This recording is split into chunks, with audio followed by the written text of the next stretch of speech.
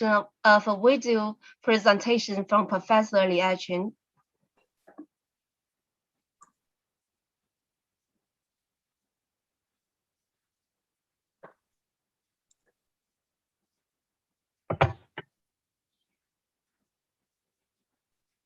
Yulan, I can't hear the voice.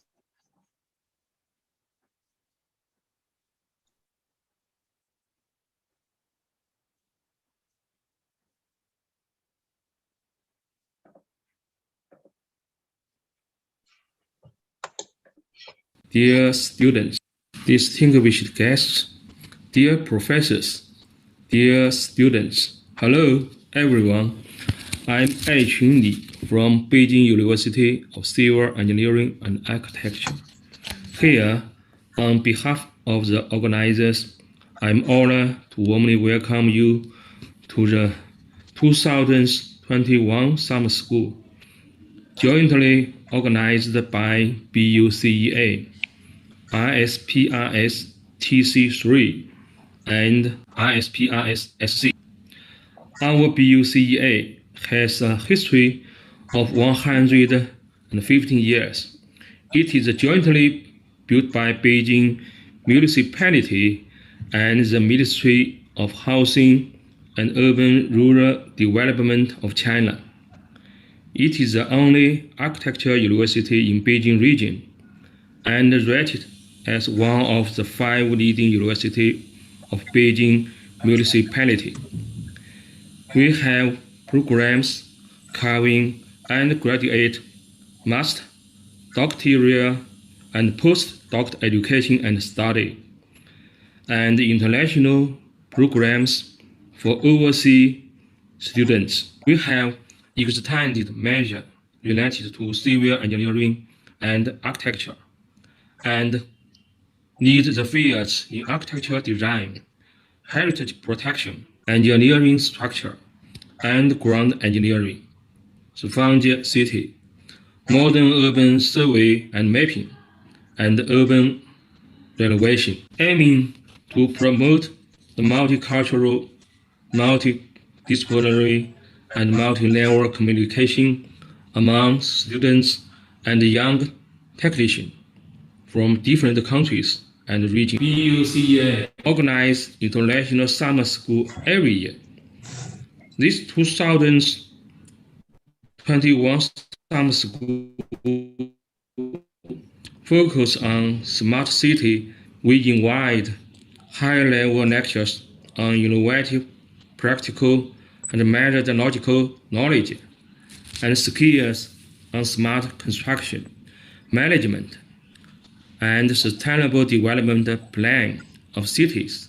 In addition to the regular courses, cultural practical activities, introduction of ISPRS, student consortium, and policy on studying in BUCEA will also be arranged to provide the participants potential opportunities to widen their professional networks. I'm glad to tell you, in this year we have 299 students from 56 universities of 27 countries and regions. Thanks for the joint efforts from ISPRS. This year, we have more than 50% overseas students. It's a big increase compared to the previous ones. I think this means this series summer school are getting stronger international impact in our fields. This gives us the confidence to continue and do it better. We sincerely appreciate the high-level international scholars to deliver keynote lectures for this summer school. Thanks a lot for your kind support. We hope all students can benefit from the cross-fields high-level lectures. We also hope to conduct further cooperation with all professors with platform of our International D&I Institute on joint research and education. wish the summer school a great success. Hope everyone safe and enjoy a nice summer. Thank you. I thank Professor Li Aijun for his comprehensive and thought-provoking presentation. In the second section, let's take a look on the introduction video of our university, BUCEA.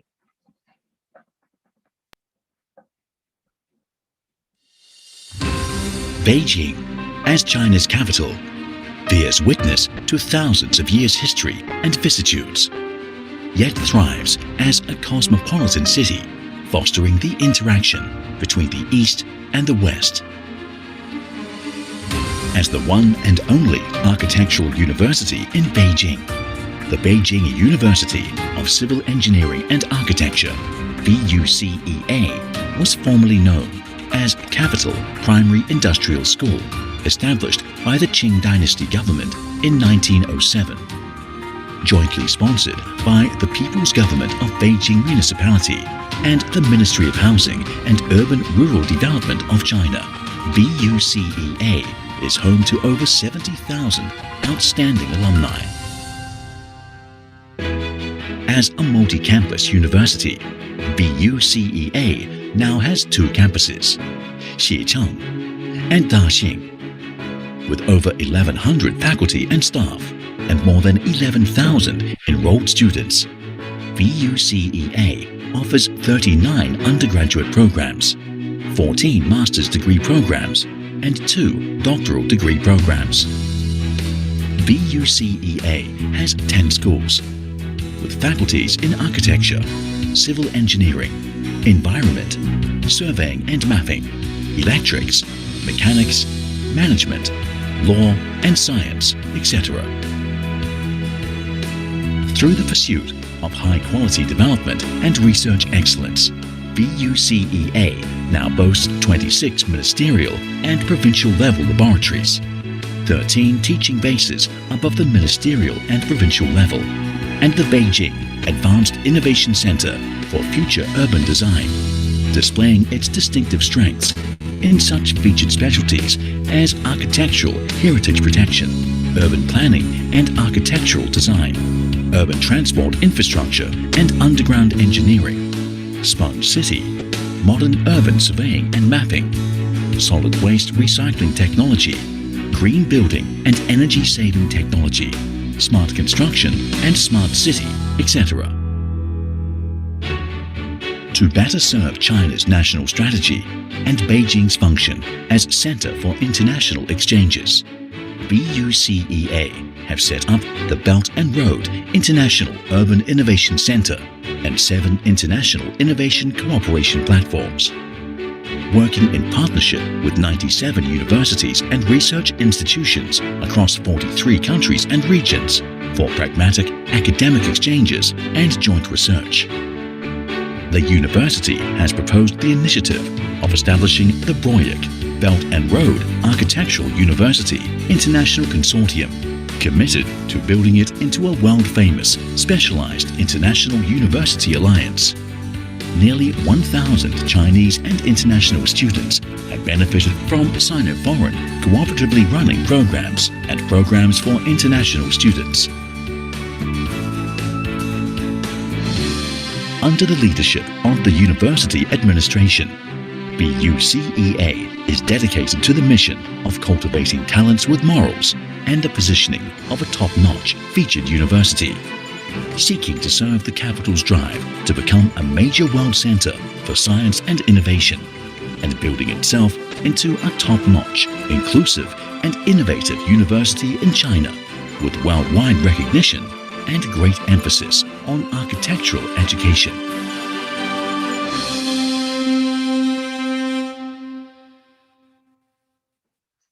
Okay, what's your impression of my campus?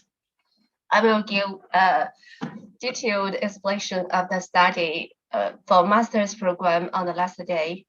Okay, now let me introduce Professor Jiang Jie, who also made a visual presentation.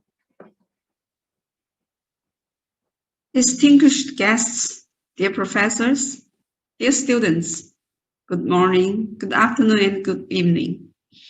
I'm Jiang Jie, the President of Technical Commission 3 on Remote Sensing in International Society for Photogrammetry and Remote Sensing. I would like to thank you all for attending this 2021 Virtual Summer School on Smart City, co-organized by Beijing University of Civil Engineering and Architecture, ISPRS Technical Commission 3, and ISPRS Student Consultant. ISPRS is an international non-governmental organization that promotes international cooperation between the worldwide organizations with interests in photogrammetry, remote sensing, and spatial information science. Established in 1910, ISPRS is the oldest international professional umbrella organization in this field, which may be summarized as addressing information from imagery. ISPRS members from all over the world, including ordinary members, associate members, regional members, sustained members, and individual members. And ISPRS now has 5 technical commissions led by the Council.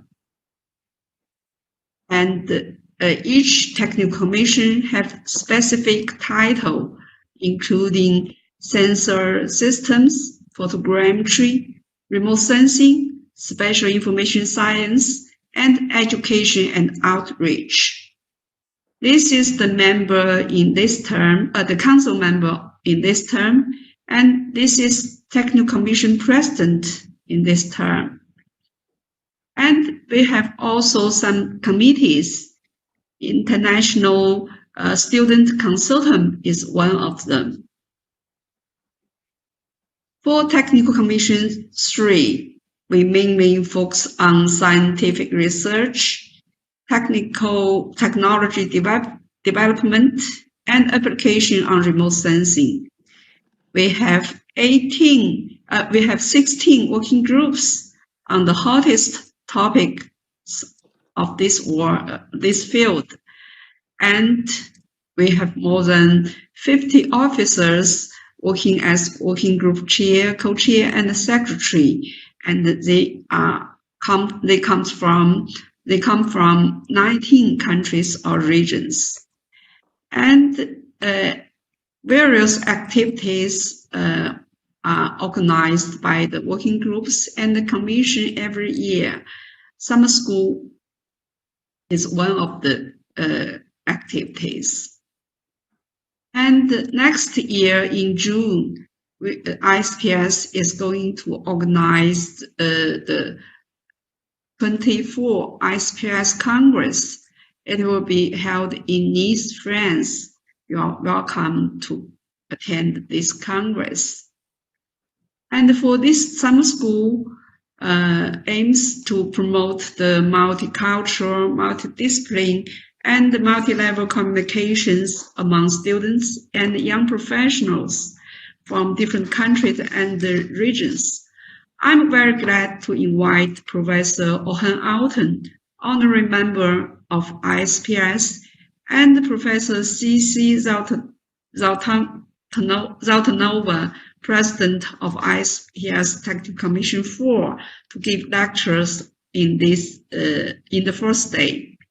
We also invited experts and professors from international universities to give high-level lectures covering topics on civil engineering, environmental engineering, construction engineering, and mechanical engineering, which will describe the innovation research and the practical skills on smart city. There will be also some introduction of ISPRS Student Consultant and the policies on studying in BOCEA. I wish you all enjoy the summer school, and all of you are mostly welcome to ISPS Technical Commission 3 activities. May the summer school a great success, and thank you very much. And thanks, Professor Jiang Jie, for this informative presentation. Now let's invite Ms. Svetlana Petrova to make a speech for us. Please. Good day to all the professors, organizers, and participants of the Smart City Summer School 2021. It's my pleasure to join you from sunny St. Petersburg today. It's morning here, yes, and I would like to welcome you all from St. Petersburg State University of Architecture and Civil Engineering. Of course, first of all, we welcome and we are thankful to organizers, to Beijing University of Civil Engineering and Architecture, to the BUCA consortium for giving this wonderful opportunity to our students to join this summer school. We all know that smart city technologies, they are highly relevant nowadays, and we hope that our students will not only know the current trends of smart city development, but will also enjoy working in this wonderful multicultural and international environment. So I wish all of you, all of us, a successful summer school, and good luck to all the participants and their students. Thank you so much. Thank you. Thank Ms. Svetlana Petrova for giving us an impressive presentation. Okay, thank you. Then let's invite Sherry Rose Ray to make speech for us. Sherry, you have did a lot for the. Yes, yeah. Thank you. Let me just share a few slides from the student consortium. So. Okay, so first and foremost, I would like to welcome all the lecturers, the moderators, the local organizing committee, and all the participants to this very exciting summer school organized by the Beijing University of Civil Engineering and Architecture. So my name is Cheryl Rose Reyes, and I'm the president of the ISPRS Student Consortium. So the ISPRS Student Consortium is the representation of the youth in ISPRS, and ISPRS believes that the youth is our future. So the ISPRS Student Consortium, it is a global network of students, young researchers, and professionals in the fields of remote sensing, photogrammetry, and spatial information science. We provide a platform of exchange of knowledge and information, and we organize student-specific events and other activities, which one of which is the summer schools. So currently, we have 5 board members, and we have board members coming from Uganda, the Philippines, Turkey, and Azerbaijan. And you can be part of our group by signing up as an individual member of the consortium. And you can also visit our website for updates. And we also have social media and website. So on behalf of the ISPRS Board of Directors, I would like to again welcome everyone to this summer school. And we would like to wish you all a wonderful time with our guest lecturers, and that you will still make the most out of this opportunity. We hope that you will learn a lot from this summer school, and that you will find ways to connect with your fellow participants. The ISPRS and the consortium is sincerely grateful to Technical Commission 3 and BUCEA for organizing this summer school and being so hardworking in preparing and contacting all of these wonderful lecturers. And I would also like to introduce you all to some of the mentees of the ISPRS SC Leadership and Service Mentoring Program who are also here, who will be assisting our local organizing committee as well as the participants, Nimisha, Sunny, and Saicharan. And many thanks again, and I look forward to everyone's active participation, and have fun. Thank you very much. Okay. Thanks to Sherry for her informative speech and contributions to the summer school all these days. Lastly, let's invite the representative of BUCA, Meng Fanyi, who is student from School of Geomatics and Urban Spatial Informatics, to make a speech for us. Good afternoon, everyone. My name is Meng Fanyi, from the major of Remote Sensing in the School of Geomatics and Urban Spatial Informatics of BUCEA. It's my great honor to give a presentation here as a student representative. First of all, I would like to express my gratitude to be given this precious opportunity to learn more advanced knowledge of remote sensing and another field on smart city. At the same time, I would like to thank all the teachers for the unselfish sharing of their research and meticulously prepared lectures. I believe that the summer school will make a profound impact on us. Personally, attending the lecture is a rare opportunity to learn the unique research of teachers from different countries, as well as perspective regarding remote sensing research. Ever since I studied remote sensing, I become more and more interested in this measure, and I hope to learn more about this measure to find out the direction that I am interested in to satisfy my thirst of knowledge. Besides, as a college student, learning more about the development trend and the future direction of my major is very important to me so that I can make a decision on my future career.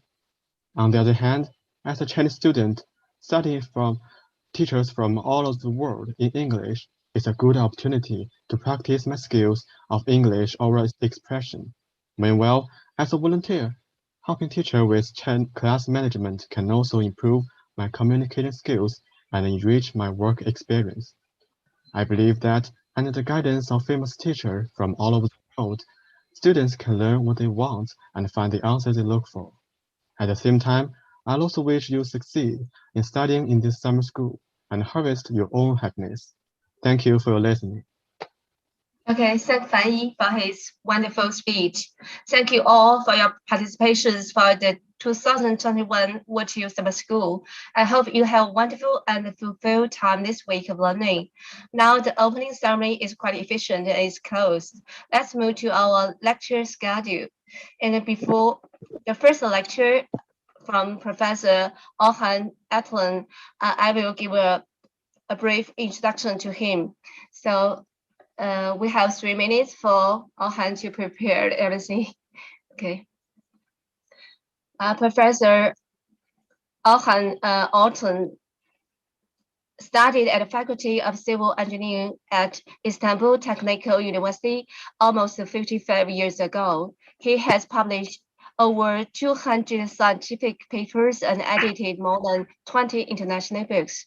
He used to be the honorable member of the Science Academy and Honorable Fellow of the Indian Remote Sensing Society. He worked in SPRS since 2000 and was president of SPRS during 2008 to 2016, and became the honorable member of SPRS since 2016. Honorable member is only given to individuals whose efforts in photogrammetry and remote sensing are exceptionally distinguished, not more than 10 at any time. Let's give a warm welcome to Professor Orhan's lecture. Okay, Orhan, Professor, do you have any PowerPoint to share? Or okay. Hello, everyone. Good morning, because I'm joining this lecture from Istanbul, and we have 10 o'clock in the morning here. Good morning, good afternoon, good evening to all of the attendees. I'm very happy, and I have to say that I am twofold happy that I can attend a lecture on the BUCA, which I visited several time ago, and learning that the BUCA is making a wonderful progress in international relations and organizing international conferences. And the second point is where I am very happy is that the student consortium was established in my Congress in 2004 in Istanbul, and I was the first one in the history of ISPRS to organize the first summer school of student consortium at that time in 2004. And I'm very happy that the student consortium, under the leadership of Cheryl, is doing a wonderful work. And I urge and encourage all students who are listening to us to contribute to the Student Consortium by joining its activities, and this will help them to share their knowledge with others and make it internationally renowned organization. Now, let me start with my presentation.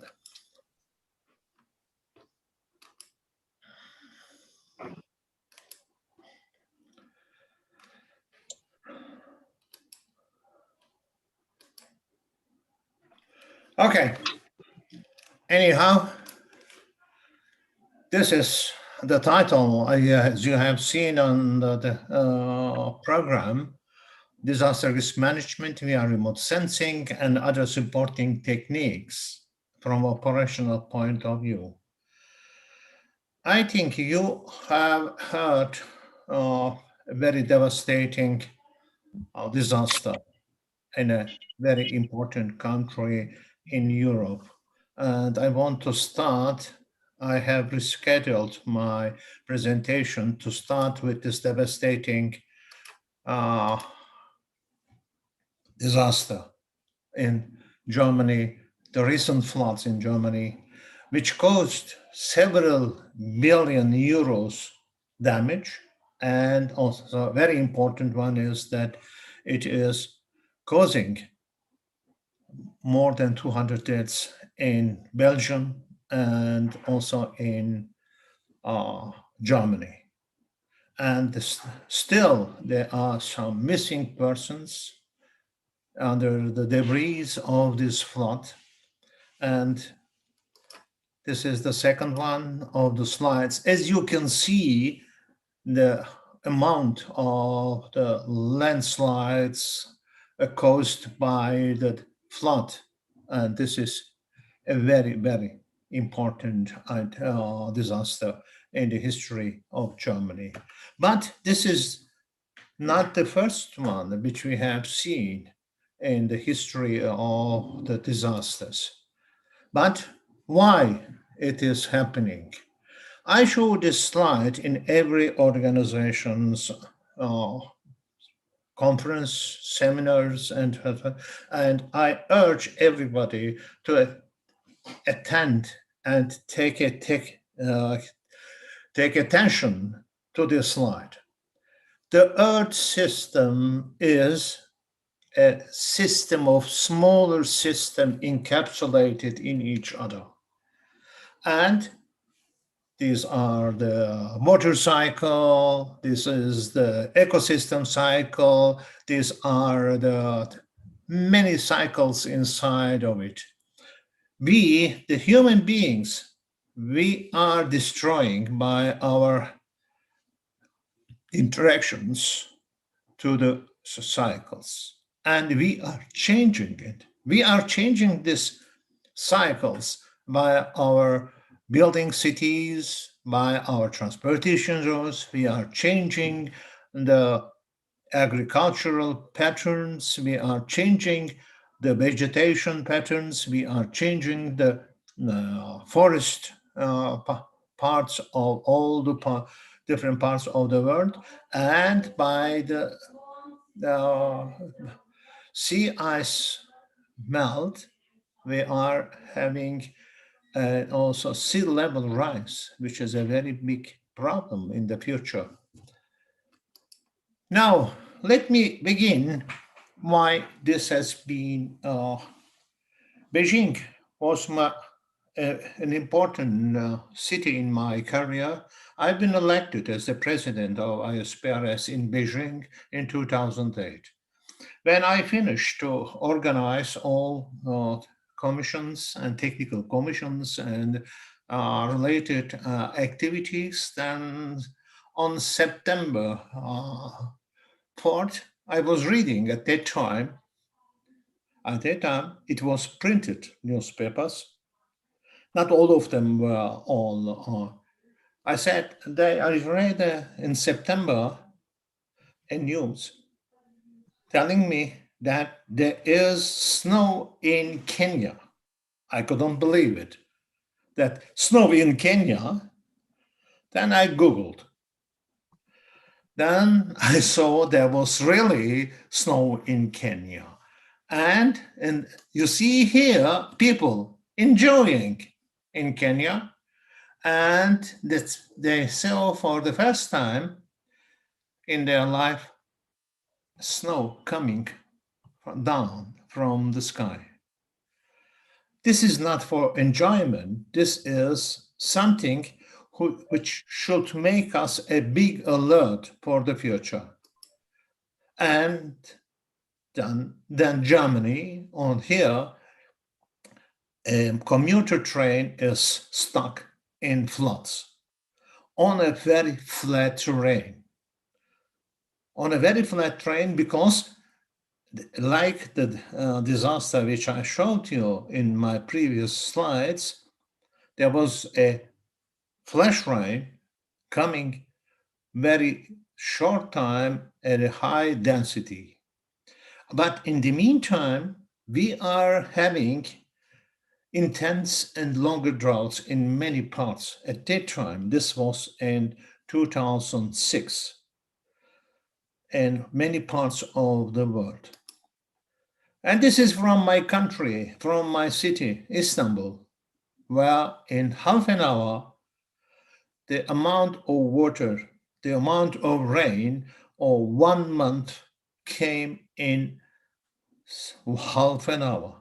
And it's destroyed several parts of the road directing to the airport. And you can see that people stuck here in this minivan, and they are helping to rescue them with boats. Wow, this is something which I want, if you are dealing with disasters and related activities, this is the GRAD. GRAD is a research for epidemiology of disasters, and it is a UN organization now, and every country is obliged to send the statistics of their disasters to this intergovernmental and non-governmental organization. And so they collect all the disasters statistical reviews. And let me give you of the previous year's statistics.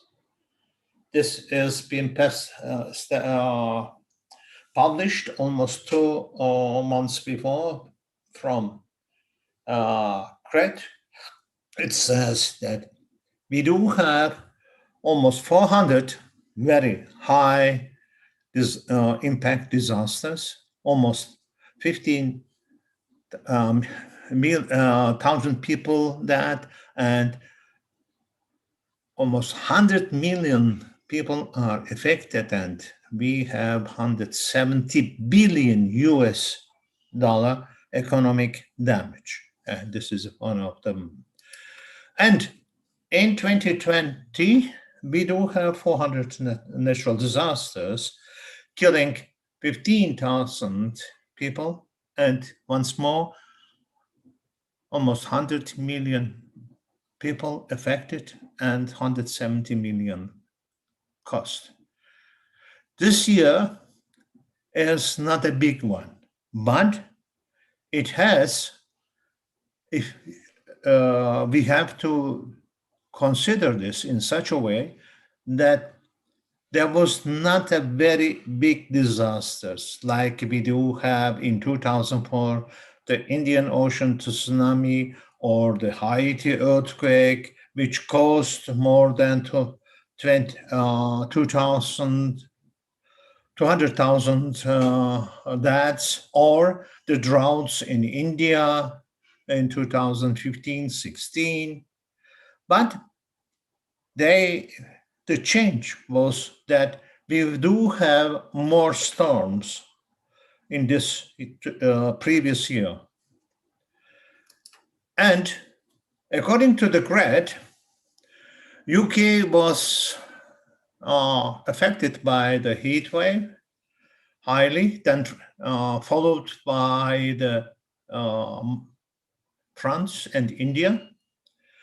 And India was also affected by the top cyclone Amphan, China by floods, and the highest economic loss has been recorded by China, 17 billion US dollars. And this is something which we have to take care that this is a very big loss. What's changing in the world is that the population is been growing.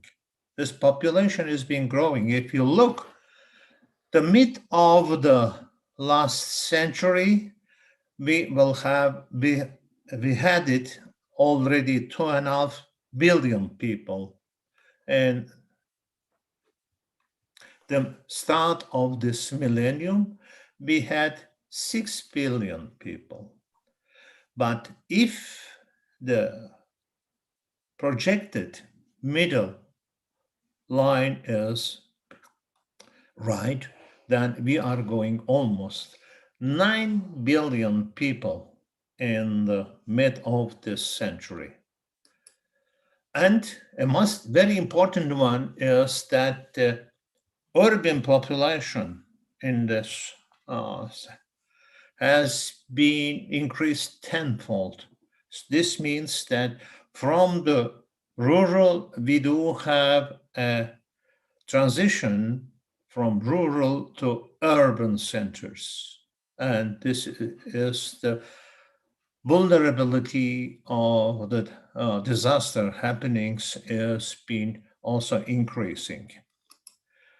And the recent climate change, as we can see it from the global average temperature rise, as you can see, which has been recorded from the 19th century, mid of the 19th century, it made already,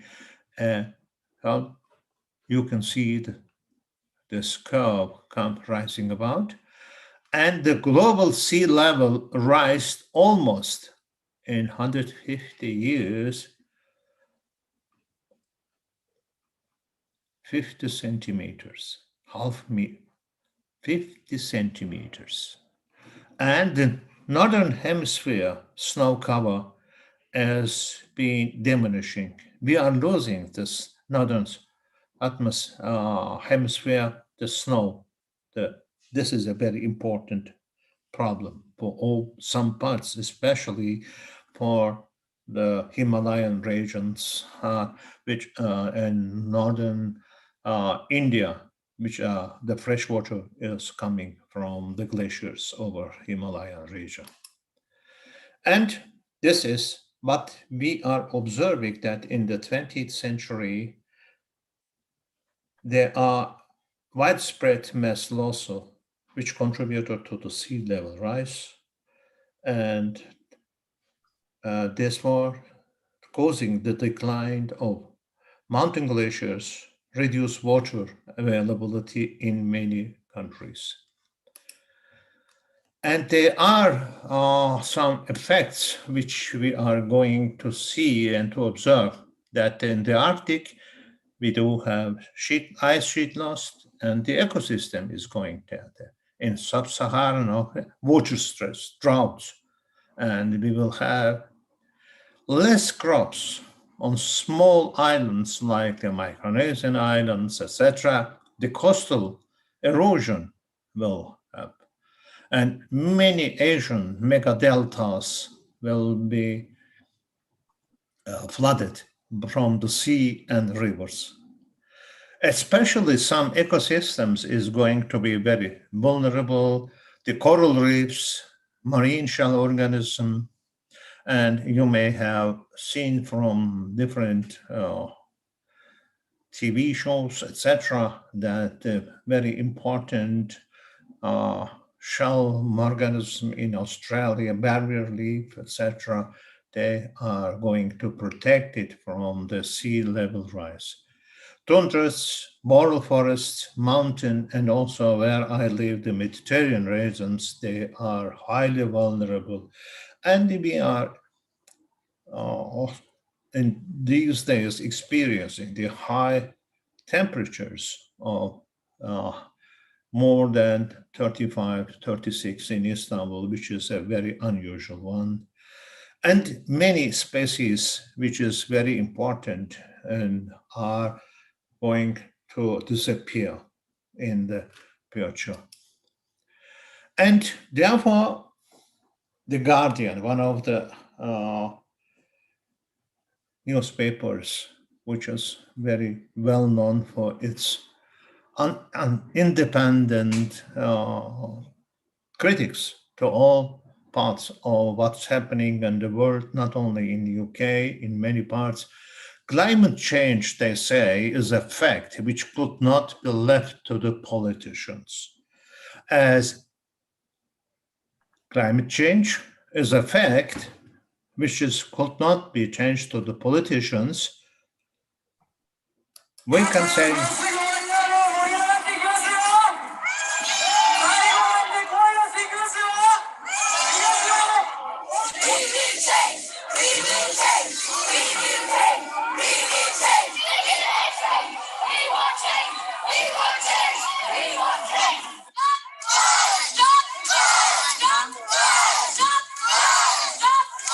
At this point, you've got no idea why we're striking. Then, like, what on earth? You must be utter idiots if you're wondering why we're striking. Like, look around you. Like, look at the climate change. Look at the amount of CO2 in our atmosphere.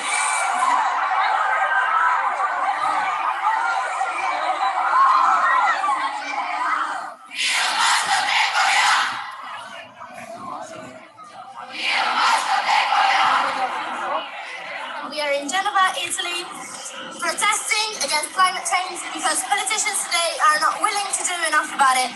So we're taking to the streets to fight for our futures and for those who are suffering from the consequences of climate change today.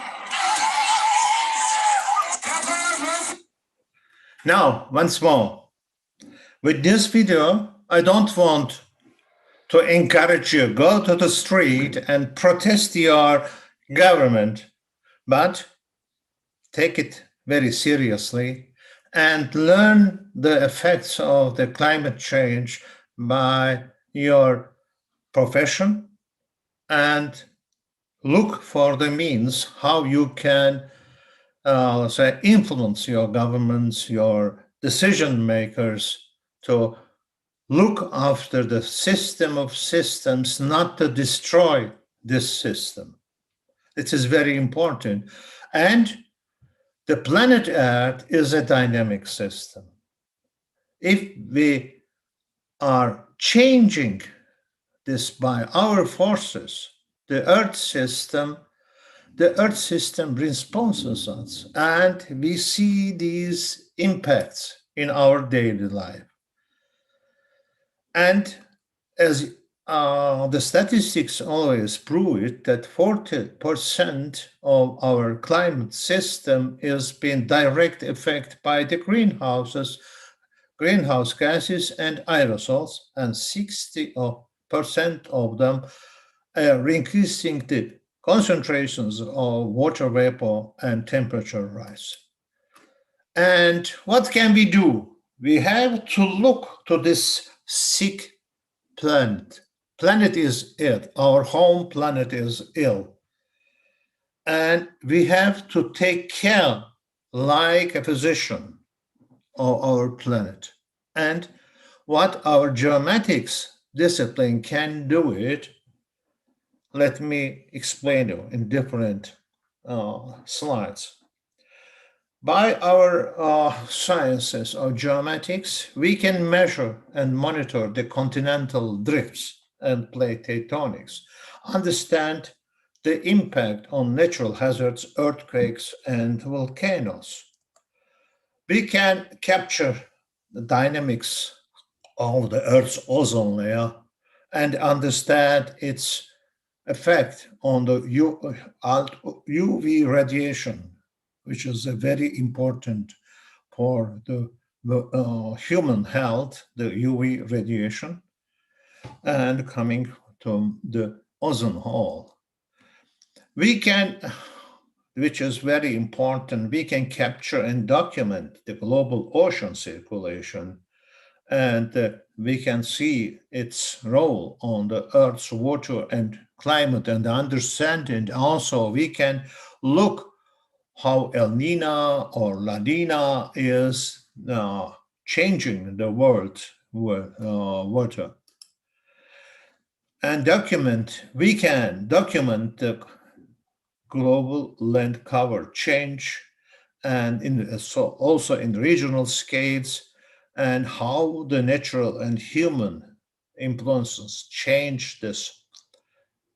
And this is one of the, I said in my first and previous slide, we have to look to the human interference into the system. The second one is that we have to look for the vegetation and ocean planktons in order to understand the host system in the food and fiber production. And we can look into the storms with 3D mapping. We can map the Greenland and Antarctica ice in 3D and look how the sea level change is being caused by them. We can also look for the Earth's radiation budget and how it is impacting the Earth's climate and weather. We can measure the Earth's gravity field, and we can look under the how it is affecting on the ocean circulation and Earth's climate. We can measure the distribution of aerosols and then their roles in the climate and energy budget. We can, lastly, measure and map the Earth's surface in 3D with a very high accuracy and resolution, and therefore we can understand the floods, landslides, earthquakes, and volcanoes, how they are evolving. In the disasters, there is a typology which you have to take care. The natural disasters, some of them are the biological ones, epidemiologics, like we are experiencing all over the world. The COVID is also a disaster. But the other one are the geophysical disasters, earthquakes.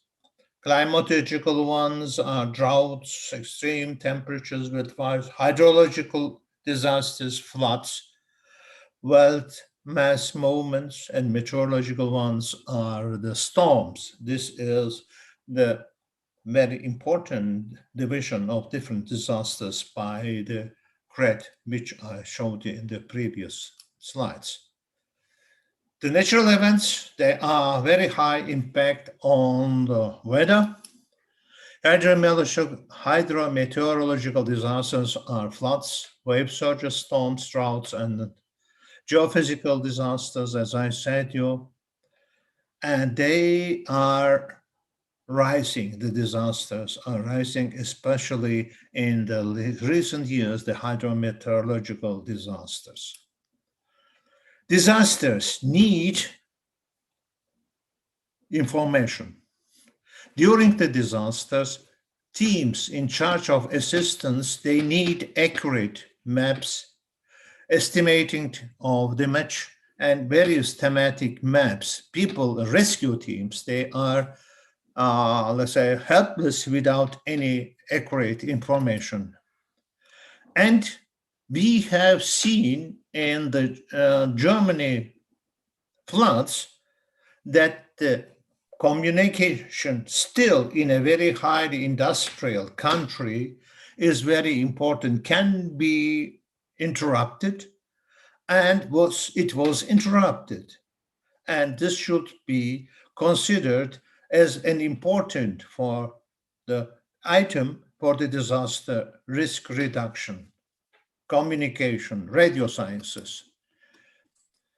And the risk and remote sensing is very powerful mean to acquire knowledge, as I showed you previously.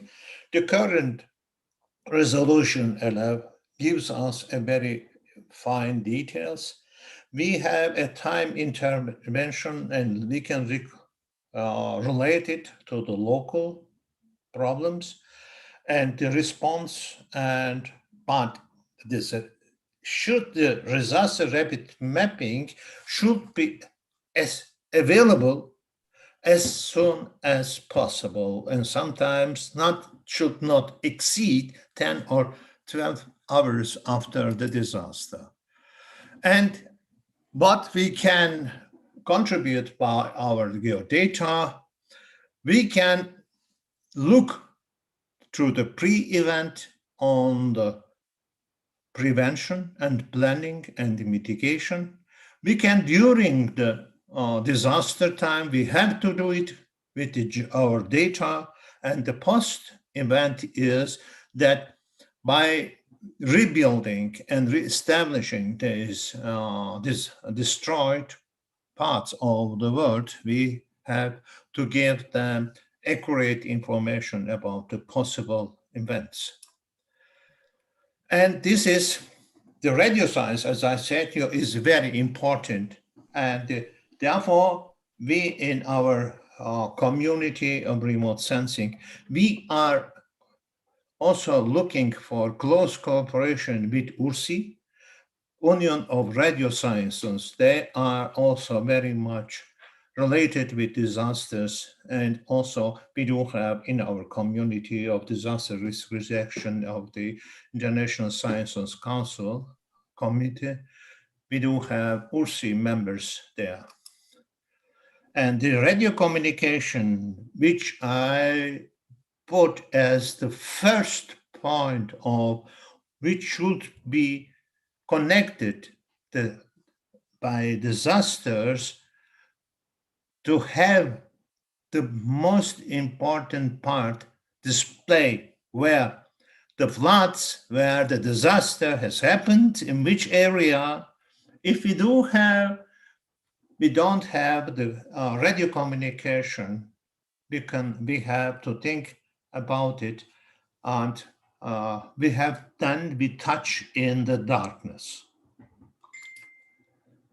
Now the global architecture is, if there is a flood, the system responds from the different sensors to the system, alerts the crisis staff, and gives the action plan to the intervention plan.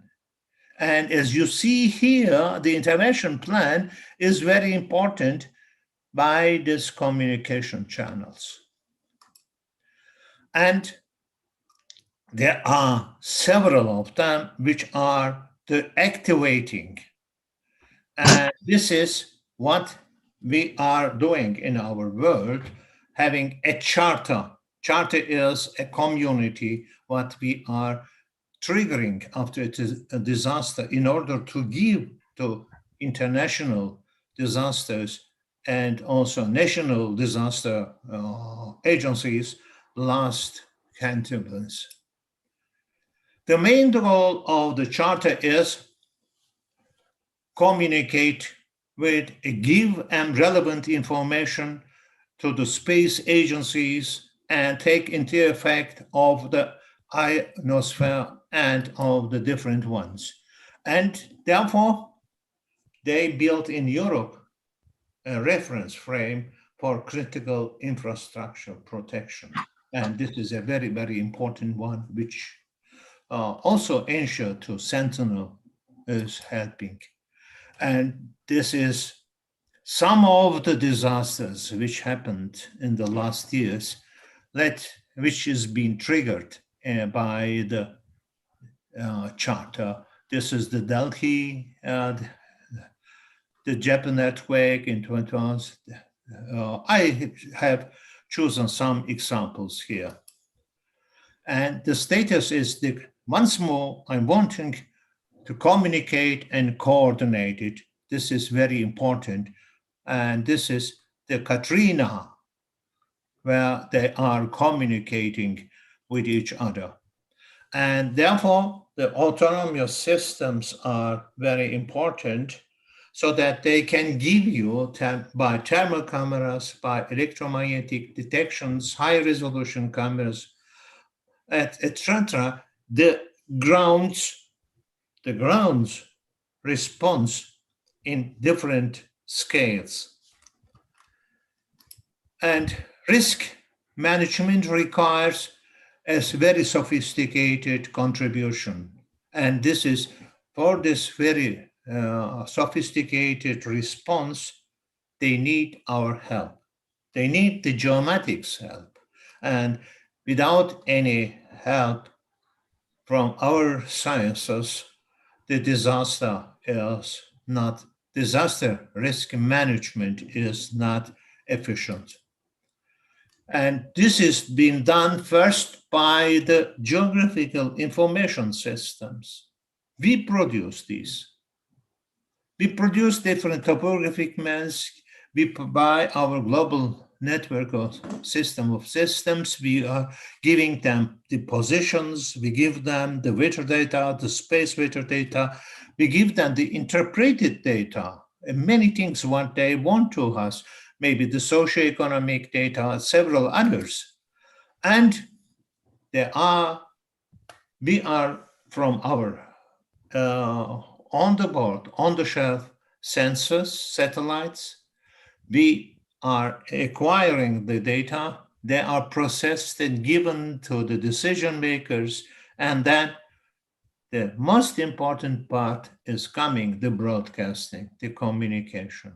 And they are, therefore, we have to work on this, a very important part of it, and therefore, we have to look from this one, so that this channel is also, we can do many things with satellite transfers, with our disciplines, etc. But we have to look for this command chain so that the transmission is going seamless.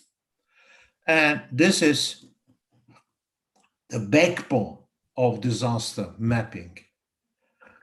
The backbone of the disaster mapping is that they have a reference data. And this reference data is spatial data infrastructure, so that SDI has been established in many parts of the web. We have to urge decision makers, governments, and other organizations that the SDIs are keeping themselves up to date in many countries, and they have been taken very seriously. The backbone. And there are several programs in it that many countries, of course, they have to take care of the SDI by the different hosts. And as you see here, from the editors, two of us are now present here. We publish this joint information for disaster risk management. You can Google this and download this book for your reference to understand how the geomatics is being used by different disaster types. 就是官网上的，比如官网是咱们做的那个项目的那个中文介绍里面讲座的简介，念一遍可以，就主要还是方便。Sorry, please mute Mr. Huang. Sorry, please go ahead. Okay, thank you. I cannot, when the Chinese is so fast spoken, I cannot understand it. Okay, so you can download this booklet. And therefore, in function, we have to zone to identify the roads, how to approach to the disaster area, and then give them a damage evaluation to the persons, to the teams who are doing the rescue. and the emergency, like I do show it there. Therefore, we have to look for the zoning. Then the road and networks should be detected. Then we'll have to look to the damage assessment, how many of these buildings, etc., is being destroyed or under water or by flooded, etc.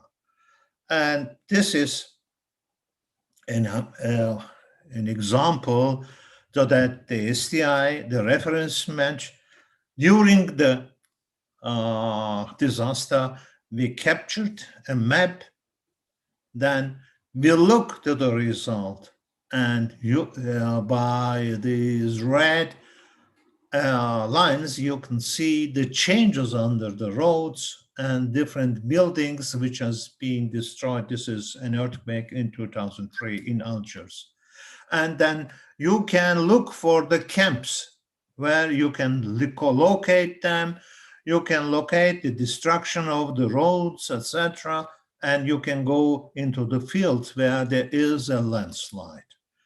And then you have to count on the disasters, what happened, how many buildings has been destroyed, how many should be demolished after this disaster. And this is something which you have to give to your rescue teams and also afterwards to the people who have to make a decision, oh, we have to demolish this building because it is a possible threat for the future. It can be collapsed immediately after some time. And therefore, the International Charter is a response from the space agencies, which has been just in the last century, in 1999, by at the Unispace 3 conference being mentioned and established. This charter is international cooperation between space agencies, and its objective is to look for the resources of satellite for giving to rescue teams and emergency operations. It offers from space coordinated how we can use this data acquired by the space, this related sciences. And if you want to technique it, then the charter is very important phenomena and organization to look into this. And all these different space organizations, space agencies, including the Chinese National Space Agency, JAXA Japan, ISRO from India, European Space Agency, etc., NOAA or USGS, they are contributing to charter, giving them free available data when they are required. Now, I'm reaching the end of my presentation. I want to quote a very important person in China, Professor Darren Lee. And now he said, it is a definition, that the dynamics should be changed. And let me read the ISO, the standards, International Standard Organization definition of geomatics for your future study. Dear students, it is very important what I am going to tell you in the coming 2-3 slides. Geomatics is a field of activity which is using systematic approach, integrates all the means used to acquire and manage spatial data required as part of scientific, administrative, and legal and technical operations involved in the process of production and management of spatial information. These activities include, but they are not limited, cartography, control set, and digital mapping, geodesic, geographic information systems, hydrography, land information management, surveying, mining, photogrammetry, and remote sensing.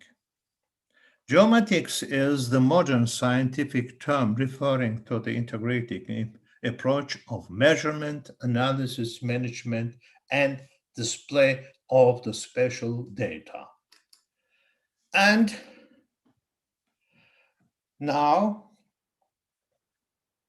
Professor Dan Li of China, he said that he proclaimed a new definition of geomatics in big data era.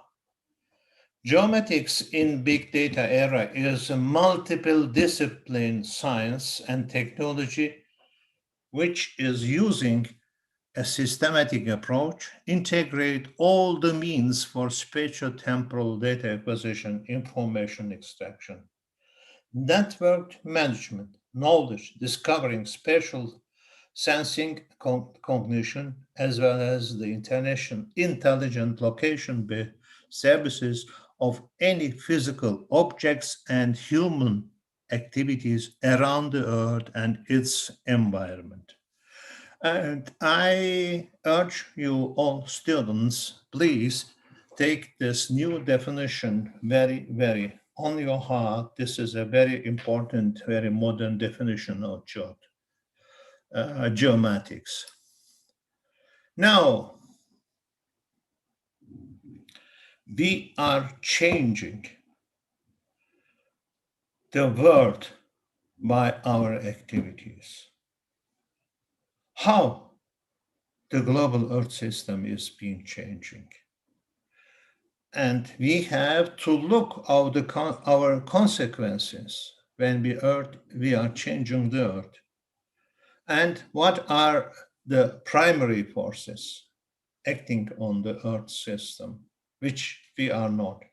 But how does the Earth system respond to our changes, to our human changes, or to the natural changes?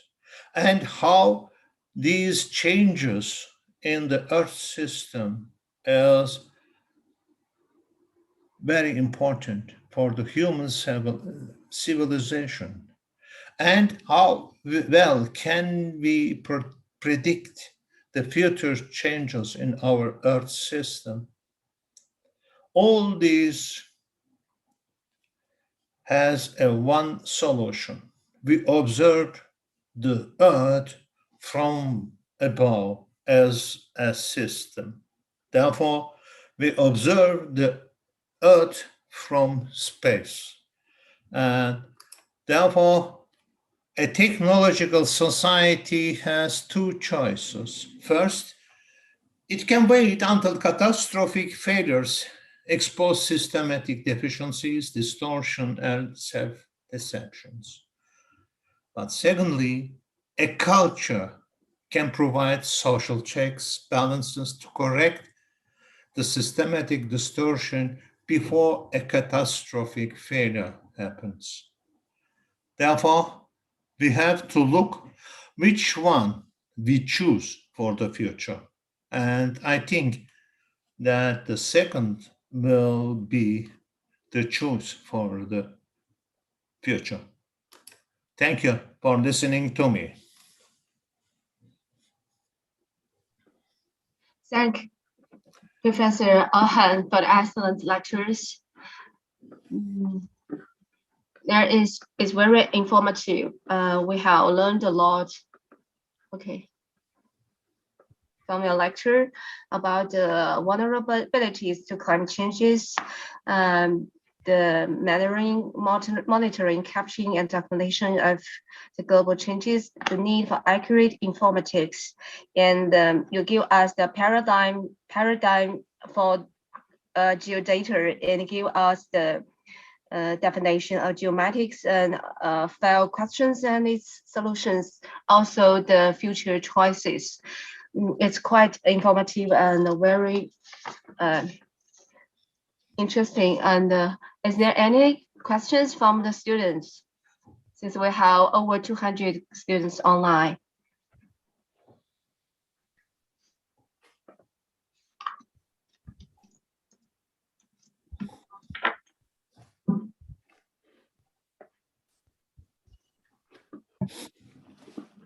It's quite a rare opportunity to ask questions directly with Professor Orhan. Okay, is there any questions on the chat box, on the question and the answer box? Yeah, I think any students who have any question, you can post your questions in the question and answer box. It is actually a good opportunity to communicate with Professor Orhan. Have a try.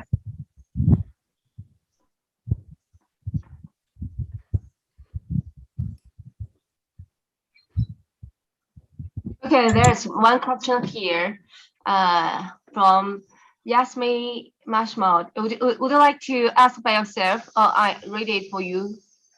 I can read it. I can read it. Yasmin Mahmoud. Ask a question. What measures do you recommend to mitigate flood events in Europe, like Germany and in UK? Yes. Okay. Let me answer.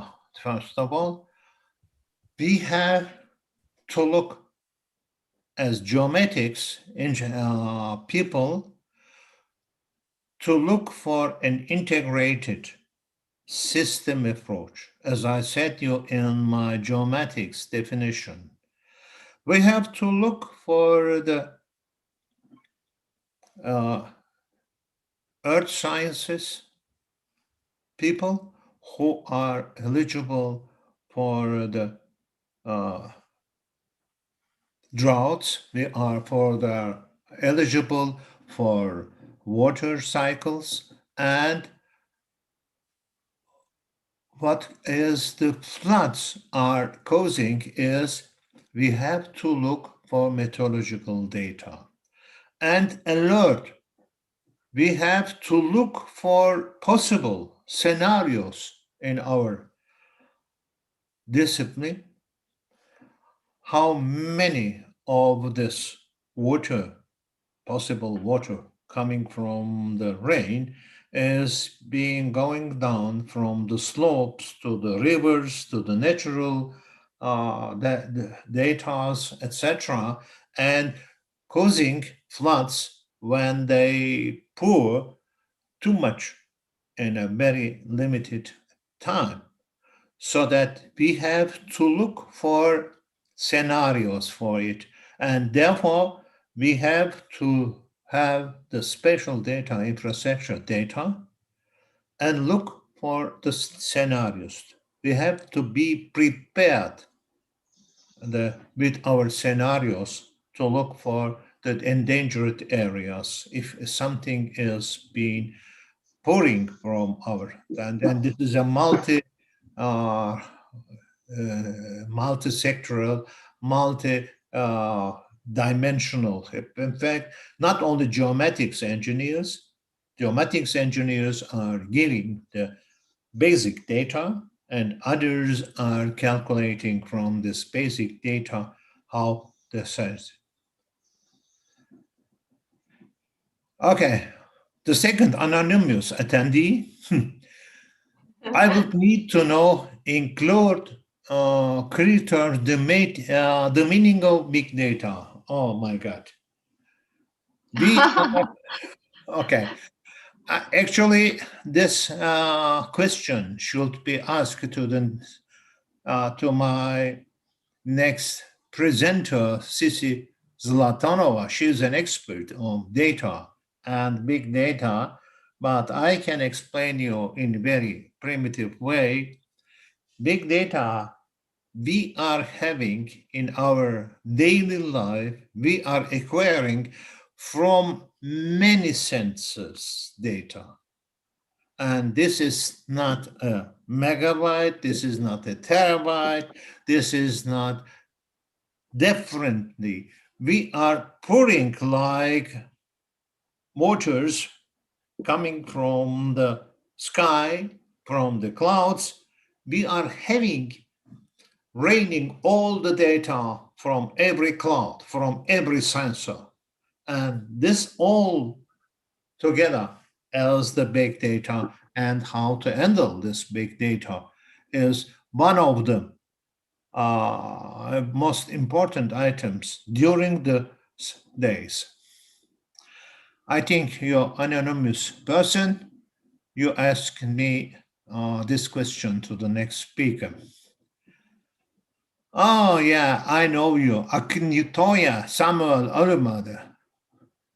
Please, there is a way of incorporating intelligence and machine learning in combating mitigation. Yes, of course. This is especially in the preparation and phase. You have to look for the scenarios and artificial intelligence and deep machine learning, and they may have these disaster combating disasters. Is there enough observing the from Alemio Ayev Lev? Is that enough observing the Earth from space as a solution? Of course not. This is only data. We have to look into this data in order to understand the data, and then with disasters effective. We have to look for it. But okay, I think this is not enough. This is the simple answer to this question. Whether satellite remote sensing technology, its data, is different due to national policies, whether the data can be shared between the international. Yes, of course, this is a big problem, that the national politics are sometimes the remote sensing technology and data is being prohibited by decision makers. And of course, you can look for the shared data between these different politics, and of course, international cooperation, and also in the event of a disaster, triggering the charter is one of the solutions. Another anonymous attendee is asking, how do you think the key role of remote sensing, especially when we face some floods and some other earthquakes? Of course, remote sensing, especially if you face floods, you can monitor the flood, where it has been affected, and how the possible affecting areas are being captured in the future. That's me. In 1 hour, you have a certain region flooded. In 2 hours, another region is coming. Alert these areas. Earthquake is the different one as the flood, because the flood is an emerging, coming from down the stream to other parts of the stream. But the earthquake is shaking a region totally, then destroying totally in 1 minute or 2 minutes. But therefore, remote sensing gives you the most important data, which part of the region is being affected, and can you have the exact data for the rescue teams, especially in the earthquakes, and you can deliver them the data, where to go, where you have to find the people are should be rescued under the debris of fallen structures, fallen buildings, etc. Another anonymous attendee, these anonymous attendees are very interesting. Dear Professor, I'm wondering whether if a small country which is vulnerable to climate disaster don't have the high-tech satellite to prevent disaster, how can we do to minimize the potential of those things? Okay. As I said you have the possibility triggering, and several agencies, space agencies, they deliver you training kits. You don't need to be a country with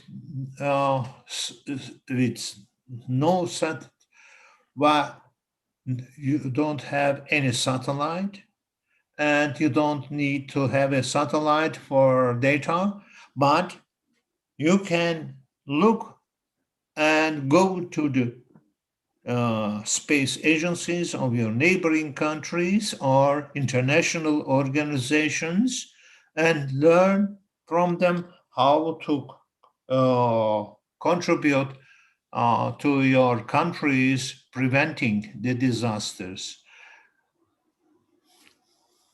Okay? Okay, there are, Professor Ahn, there are another two questions from the students from BUCA. The first one is, could you explain the prospect of dynamic monitoring of surface road vehicle information by satellite? I don't quite understand the question. Maybe I could read it again. The prospect of dynamic monitoring of surface road vehicle information by satellite. I don't capture the. I think the prospect of dynamic monitoring of surface road vehicle information by satellite. Dynamic monitoring, yes. By some means, if there is a possibility by some possible, yes, there are some sensors who can do this one, but this needs some sophisticated approaches to look under this part.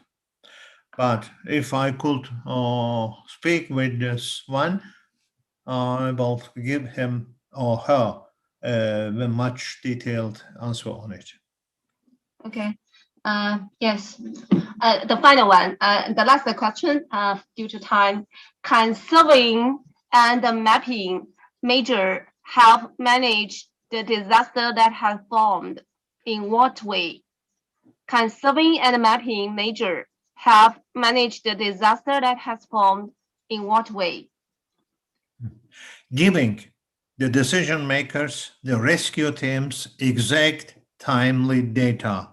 And this is very important, where the disaster is happening and where and which way they have to approach to this area, the accessible roads, the accessible bridges, etc., and the spatial structure gives them how they are destroyed.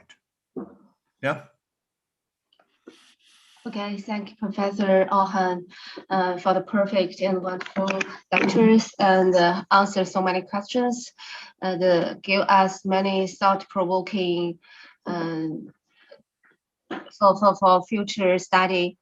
And thank you. I'm appreciate for your lectures representing all of us. Okay, thank you. You're welcome.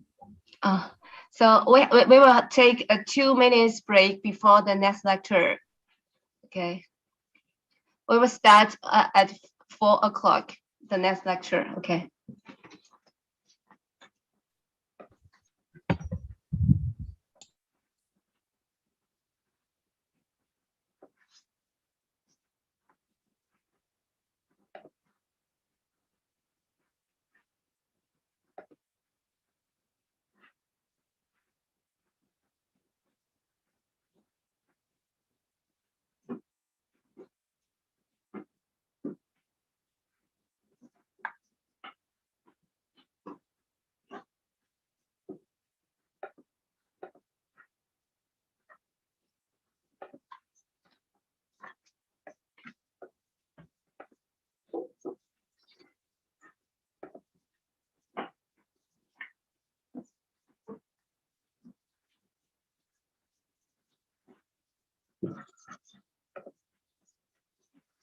Okay. Other Professor Sisi Zandnower, are you online? Could you share your PowerPoint with us? Hello, Professor Sisi.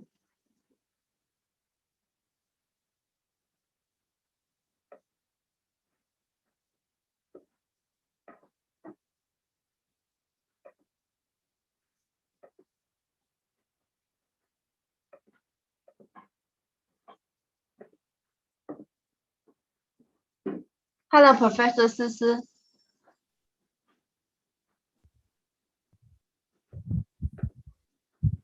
Hello, Professor Sisi. Hello.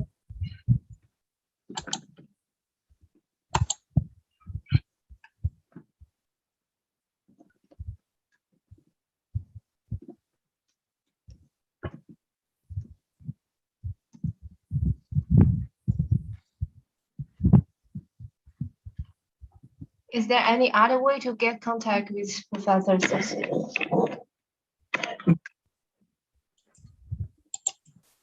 Yes, she's here. Yeah, I'm here. Yes, okay. Okay, welcome Professor Sisi from Zandnower to give the lecture Digital Twins for Livable and Safe Cities. And before the lecture, let me give a brief introduction of Dr. Sisi. She is a professor at the Faculty of Built Environment, University of New South Wales, Sydney, Australia. She is also Director of Geospatial Research Innovation and Development Cluster. She has graduated at the University of Architecture, Civil Engineering, and Geodesy, Southfield, Bangalore, and obtained her PhD in 3D GIS for urban development and Graz University of Technology, Austria. She has worked as surveyor at the Bulgarian National Cadastre Software, and also assistant professor at UACG, researcher at ITC Netherlands, visiting professor at SSUGIT, and associate professor at Delft University of Technology. Her research interests are in 3D modeling and applying 3D technologies for crisis management. She gives courses on 3D modeling and spatial decision support system for professional and research institute students. She has been an invited lecturer in China, Italy, Czech Republic, German, Austria, Russia, and Spain. She is author of more than 300 scientific publications and editor of 22 books. She's editor-in-chief of the International Journal of 3D Information Modeling. She has been actively involved in several national and international projects as project leader and WP leader. She is president of the SPRS Commission for Spatial Information Science and co-chair of OGC SWG Indal ML. She's principal organizer of the annual international conference GI4DM and the chair of several other international conferences. Now, let's give a warm welcome to her lectures. Okay, it's your time. Thank you very much, Xiao Chen. It's a really pleasure to be at this school. Hi, everybody. It's very pity that I cannot see you, but it's really exciting to give a lecture to so many students from all over the world. Now let me share my screen and I hope that everything goes fine. Do you see my screen? Yes, it's quite clear. I hope, yeah, okay. So what I'm going to talk today is about digital twins. But before we start with the lecture, I would like to give you a little bit information about the commission I'm president of. You heard from Jiangji that ISPRS has 5 commissions. and I'm president of Commission 4 on Spatial Information Science. The Commission is organized in such a way that has several working groups, and the working groups concentrate on different topics related to spatial information science. And you see here all the working groups within the Commission on many different topics, multidimensional modeling, ontology, spatial analysis, collaborative, crowdsourced, cloud mapping, indoor, outdoor, and modeling, LBS and mobility, geodatabase management, computation, geosimulation, geovisualization.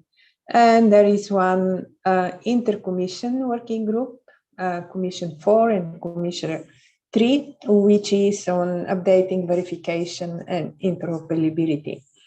So this is the website of the Commission, and if you are interested, you can go to it and check for more details and what is happening there. These are all the Commission officers.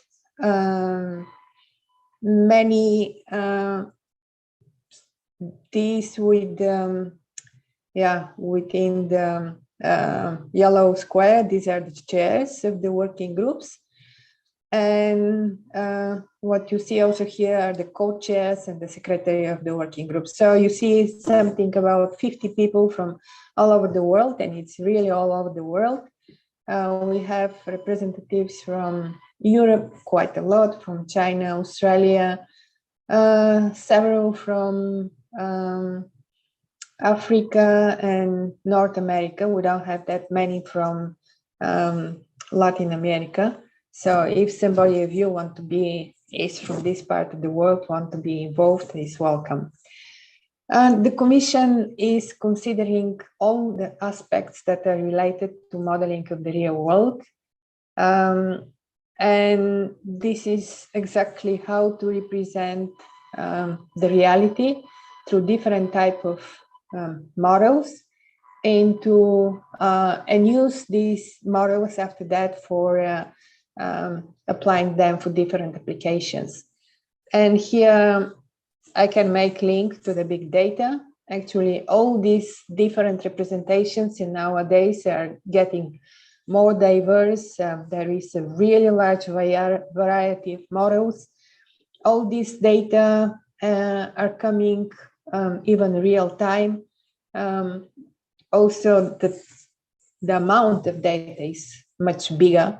It covers different scales, from data related to the globe and coming down to representing individual houses.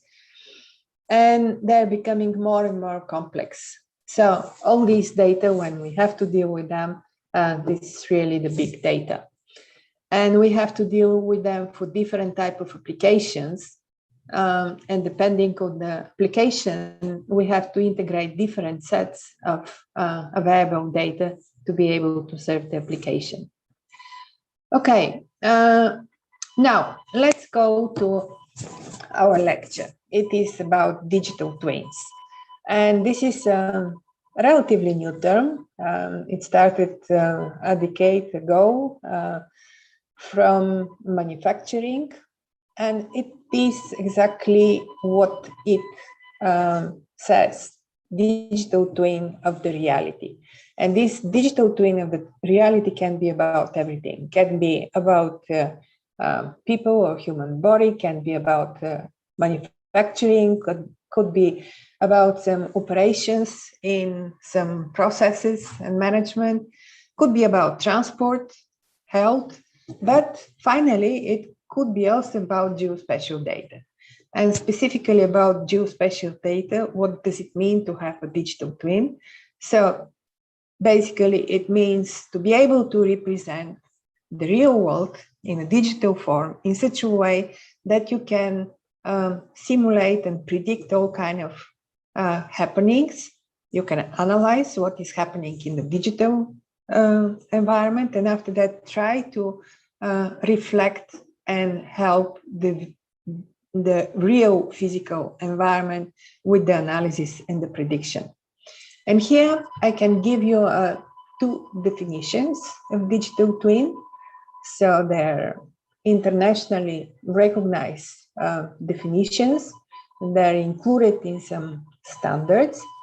Standards are very important nowadays, especially in this area of big data, where we have to combine a lot of different data from different sources and repositories.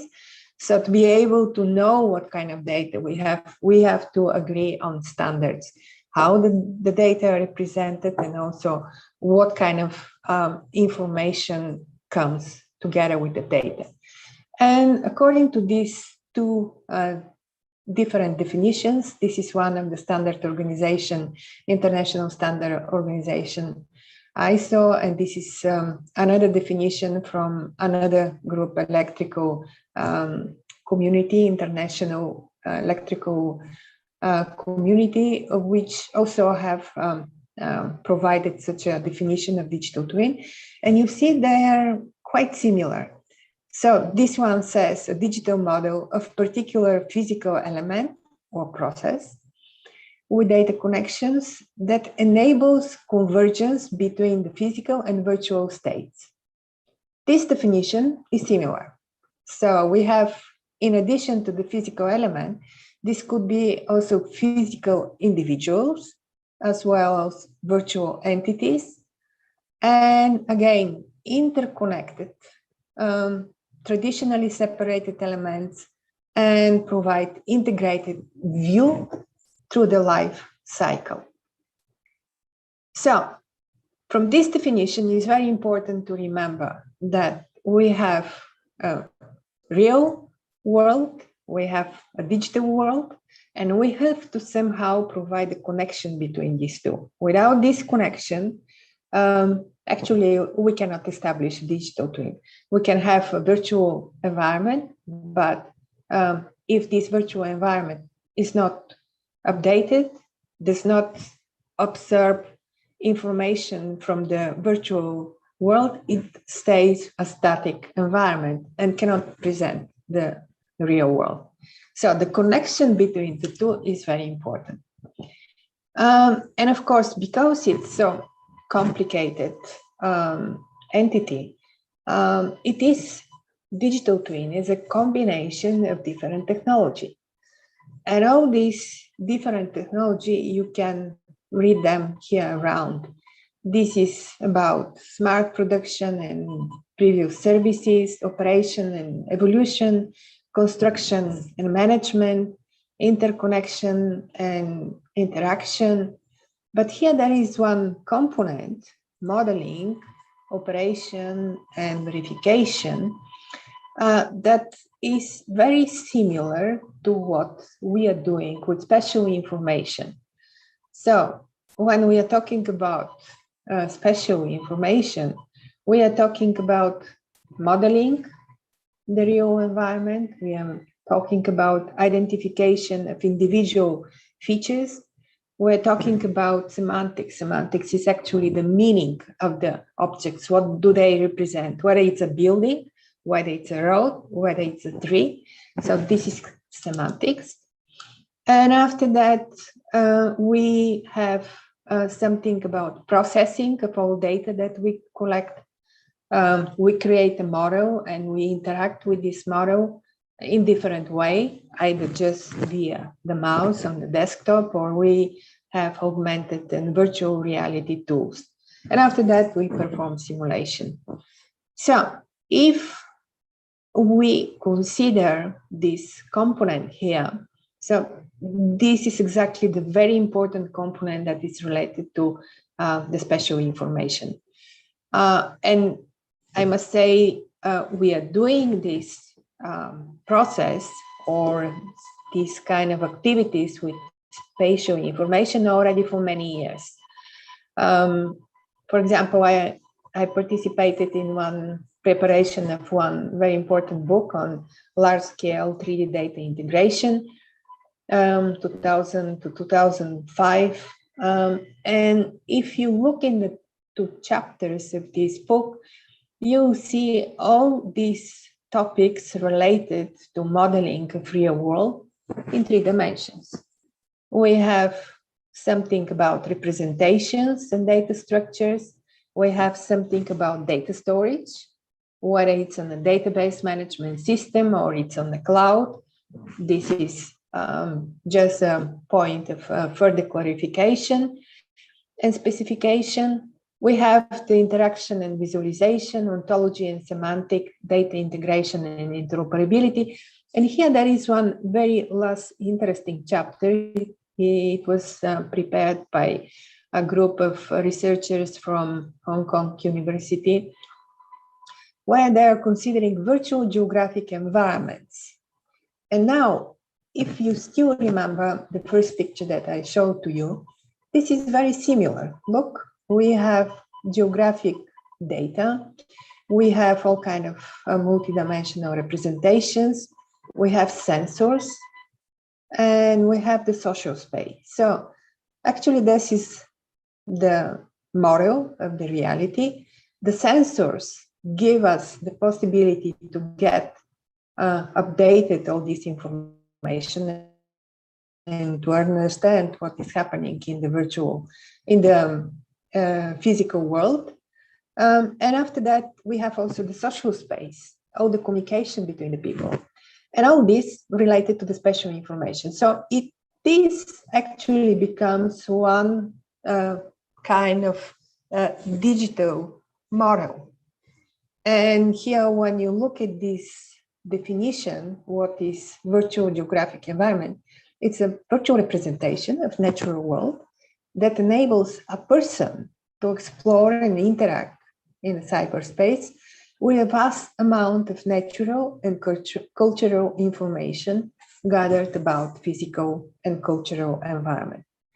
So, to conclude, or to put it very simple, what is digital twin? This is something about data, sensors, interfaces, social spaces.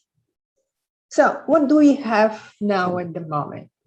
We have a lot of models, 2D and 3D. And I'm sure you have seen a lot of different 3D city models.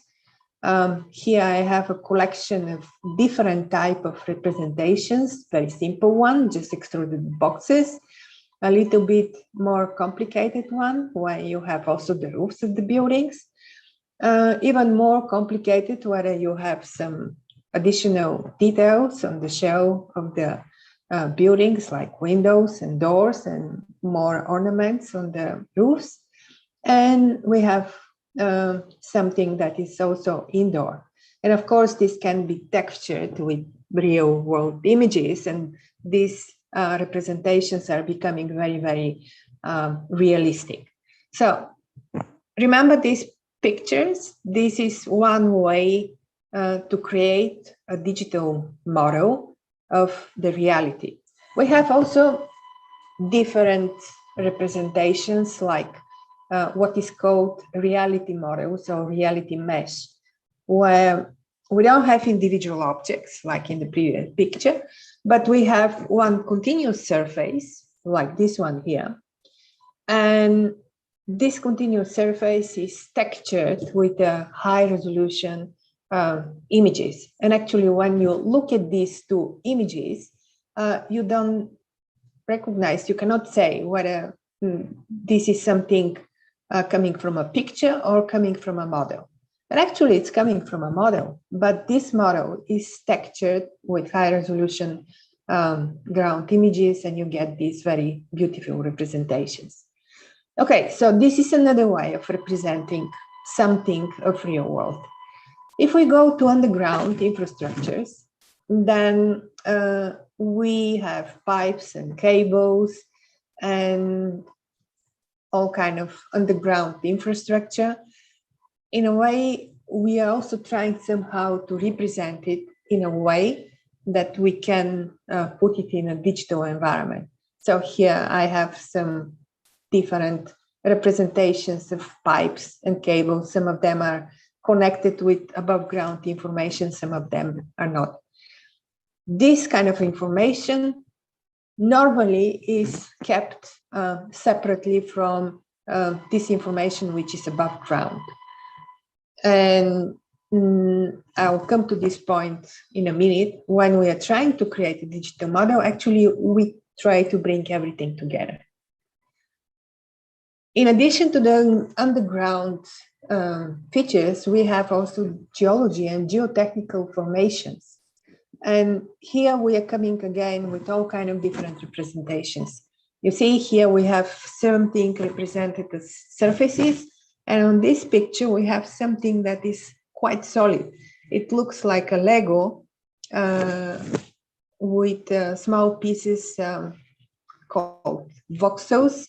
It's very similar, like a pixel, but it's three-dimensional. Pixel on an image is just a rectangular cell which carries some information. In 3D space, the same cubic space carry information about the three-dimensional space. So when we have these geological or geotechnical formations, again, we have all kinds of different representations, but you see here, we saw something which is a little bit new, this kind of cubic representation, voxel representation. When we go even outside globally of the show of the Earth or surface of the Earth, we come with a climate modeling, and there again, we can end up with this kind of voxel representation on a very large scale, kilometers, and voxels that are aiming to represent different layers within the surface. And finally, we have these indoor models. And when we go to indoor models, they're very detailed. We have everything about the doors, the windows, even the handlebar of the doors. So to get to the point of the digital twin and related to this to big data, we have at this moment quite many issues related to integrating all this data into one or different digital twins. The issue specifically with 3D spatial data is that they're created mostly for visualization, and they're just for one point in the time. The model is created, and after that is not updated. These models are relatively semantically poor, so it's not well defined what object represents what. So the data are mostly for visualization. And as I said, you saw several different representations and how to integrate these different representations, underground voxels with the cables and pipes and underground structure, with everything that is above ground, with voxel representation again about the climate. And of course, we want more and more to have these 3D geometry because we are living in 3D world, and many of the analyses that we have to perform, they require 3D. But in 3D, everything becomes much more complex. And again, going back to the standards, disagreements on standards are still missing. We still have a lot of 3D information that is not really well standardized. And when we go to the digital twin, yeah, we can say because of these difficulties to integrate and process data, the 3D analysis are lagging. And because of integrating this data with sensory information, somehow we are lacking the dynamics. And in this respect, our digital twin are staying just a kind of a three-dimensional data and do not serve the purpose of dynamic digital twin. And here is another very nice drawing illustration. So what are the phases of the different of digital twins? The first phase is exactly to have the geometric modeling and the models. And after that, there are coming a lot of factors. It comes the link to the physical model, the behavior, how they different elements within a model behave and change. And after that, to be able to model this formally, to be able to do the predictions, to simulate what is happening in the virtual world, to be able to understand how the real world is working. So again, we're coming to this point that we have to have the sensors, the dynamics, and the simulation and prediction to our geometry or 3D data to be able to achieve a digital twin representation. And why we need this? Because if you look in any type of application, and I have here only one example about urban cooling strategies, and specifically what influences urban heat islands, and you look at all these pictures, you see a lot of drawings which are related to three-dimensional representations and which require to have exactly model these dynamics with the help of sensors. How much sunshine is coming, how much is reflected from the roofs, what kind of roofs, what are the shadows, what is the vegetation around, and how all these influence the environment where we are living. And here is the moment to say that one representation or one digital twin doesn't fit all kind of applications that we want to help. Some of these applications or some of these phenomena that we want to model are slow developing phenomena. Professor Altan just showed to you how slowly through the years the temperature changes and the level of the ocean changes. So it takes decades. But there are some applications like construction works where we need to have dynamics every week. Something is built, it should be represented in the model to be able to continue further. And here I have few images from Sydney Central Station. Now a metro station is built under the train station, and the developments and the change of the reality is really on a daily basis. So what do we need to be able to ensure this kind of modeling and monitoring of dynamic events and to be able to get everything in a digital twin that can help us understand what is happening? So first of all, we need to look into more different representation. After that, semantics and validity of objects is very important. So what is what and what we call a valid object. The integration with sensors to be able to monitor what are the changes. And something about standards. I code Federation of Spatial Schemas, and I here understand, I'll come to this, just how the standards represent different phenomena from the real world. And after that, we need all these analytics, which is going to help us to do the simulation and prediction. And on the basis of this prediction, we can take decision what to do in the coming years or in the coming days, depending on what we want to represent. So multiple representation, this is the first thing that is needed. We have, everybody knows that a building can be represented in a different way. You all know the 2D maps, and you have seen this kind of extruded shapes. They can be much more detailed, like BIM models, building information models. And they can be also like a Lego, as I said, represented with voxels. And of course, it could be also point clouds, reality meshes, CAD models, and so forth and so forth and so forth. So many different representations, but we have to be able to maintain these representations together, or at least to know that all these representations belong to this building. or these are this representation can be a virtual digital replica of this real object.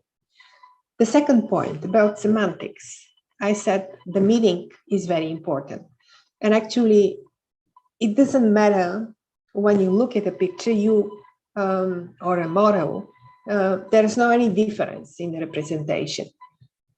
They all of them look the same, but we need the meaning and the semantics of the object because this is needed for the machines to be able to process the information instead of us.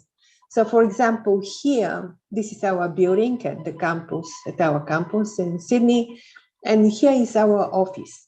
But if you look at the image, you don't know which is our office unless there is some tagging here to this window that this is our lab.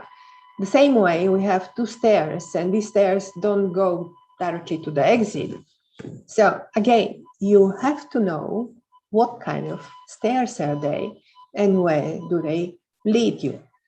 And somewhere here is the coffee machine. So in a way, if you want to provide a navigation to the coffee machine, you can say, you have to know that somewhere here, some space, there is a coffee machine, and coffee is exactly the thing that is important to be stored with the model. And as I said, okay, these are the correct stairs. This is wrong stairs. I mentioned also something about validity of objects. And this could be about buildings, about trees, about terrain. For example, when we have a building with a terrain, we don't want to have these gaps between the terrain when we have a flood simulation, because we cannot perform the flood simulation. The water is going to go through the holes between the building and the tree. So they have to be sealed together.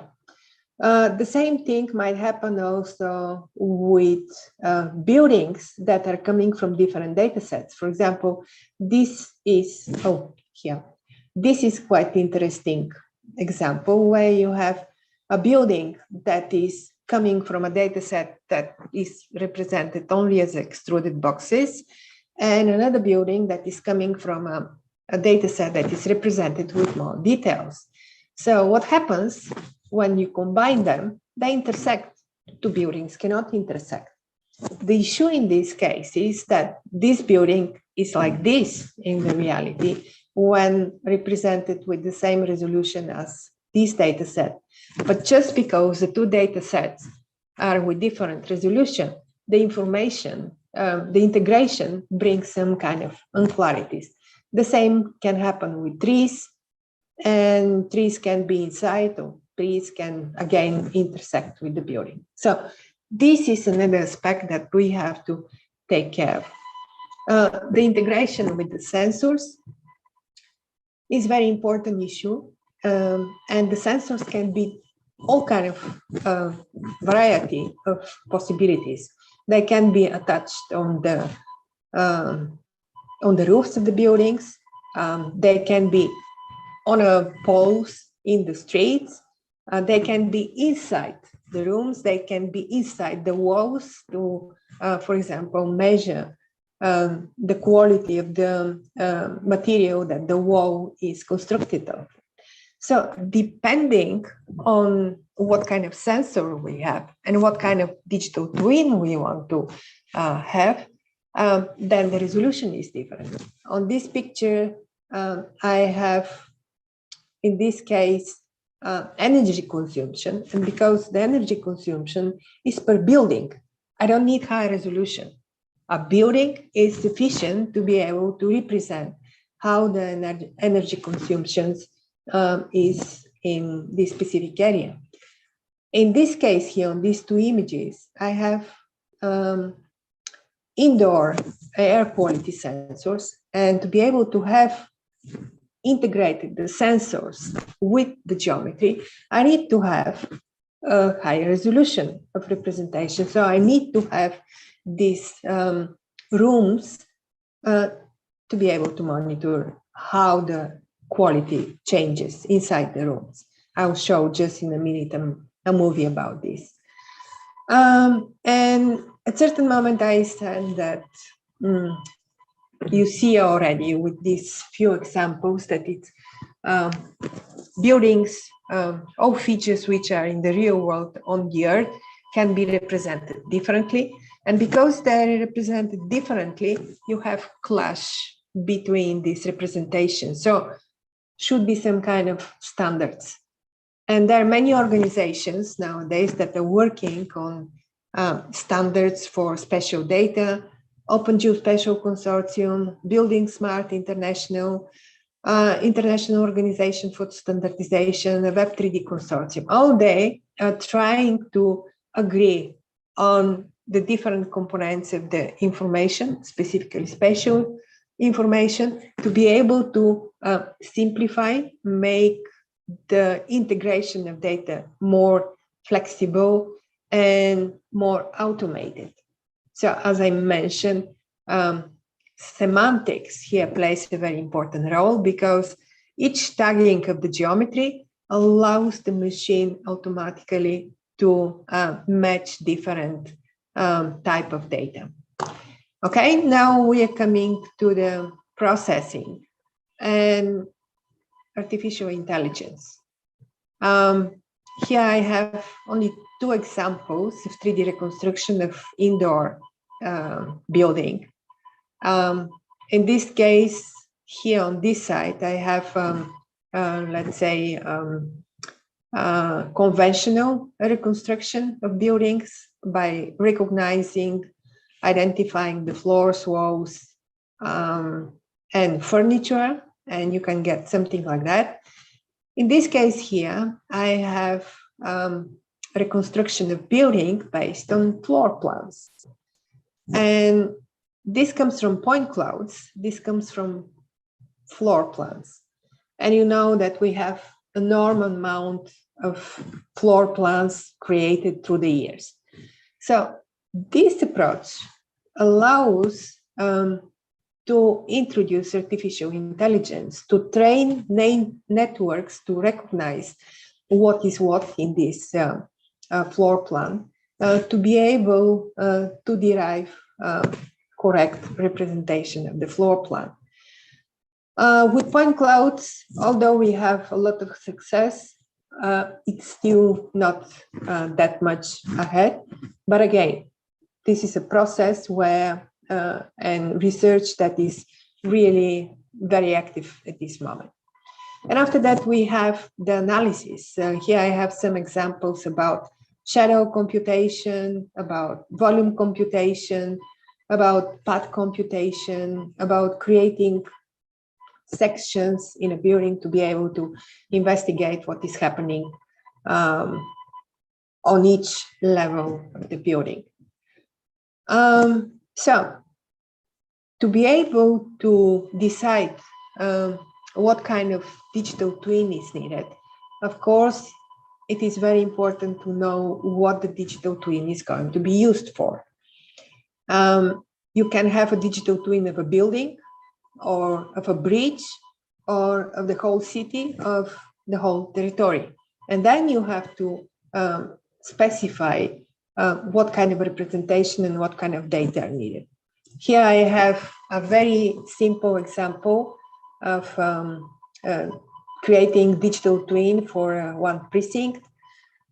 We wanted to have all this information from many different software packages integrated in one representation, 2D, 3D information, BIM, GIS information. And we decided to combine some, let's say, components of different standards to be able to create digital twins specifically for precinct purposes. So it was organized in a database management system. There's some information in these papers. You can have a look at them. We pay a lot of attention on this topological consistency, especially on the connection between terrain and building, like what I just mentioned in the previous slides. I lost my mouse. Okay. And we also got quite a lot of algorithms developed on how to integrate BIM models into virtual or digital twins for the real world precincts. Probably many of you know that originally building information models are in local relative coordinate systems, so they have to be georeferenced. And of course, it's possible to be done manually, but if you have a lot of building models, you want to make this procedure also automatic.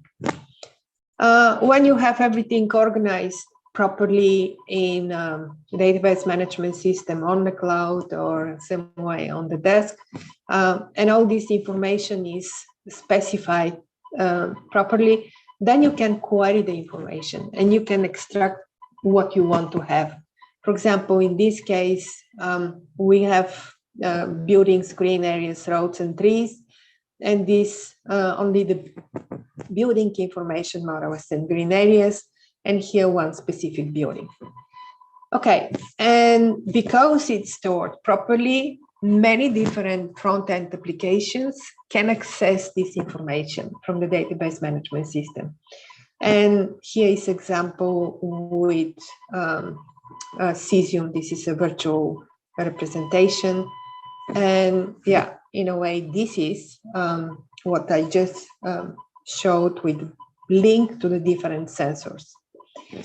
So I will conclude with few important messages. So first one, 3D models are very critical for digital twin. I believe that to be able to have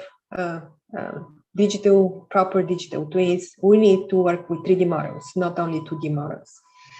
And after that, the data models are very important. We need to have the meaning of all the objects. We need to have these rules for validation, multiple geometries. Otherwise, you cannot perform all these complicated analysis that we have to perform in our cities and our territories. So in a way, we have to make smart our geospatial data to be able to perform this complex analysis, everything that is happening in our world, and to be able to support simulation and prediction. So we have a lot of spatial data, but we need to make it intelligent to be able to duplicate or to make the digital twin. And again, knowing or having a good digital representation, we can perform simulations and predictions in such a way to be able to analyze and know what is going to happen in the physical world after a certain period, or this period can be in the term of several days. So I'll stop this presentation and I would like to show some videos to you. This one, for example, because it's much more easy to have video. It comes here, I'll click here on the shared screen.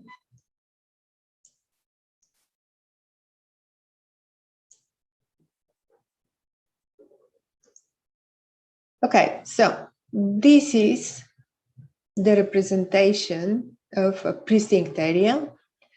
And here is an example of how the energy consumption is related or linked to one representation of the buildings. For the same area, we have the terrain and all the building models. And again, to be able to represent what is happening with indoor sensors and air quality, we need to have the spaces. So for this kind of analysis and simulation, we need to have different type of representation. So another type of digital twin for inspection of rooms. This is now related to augmented reality.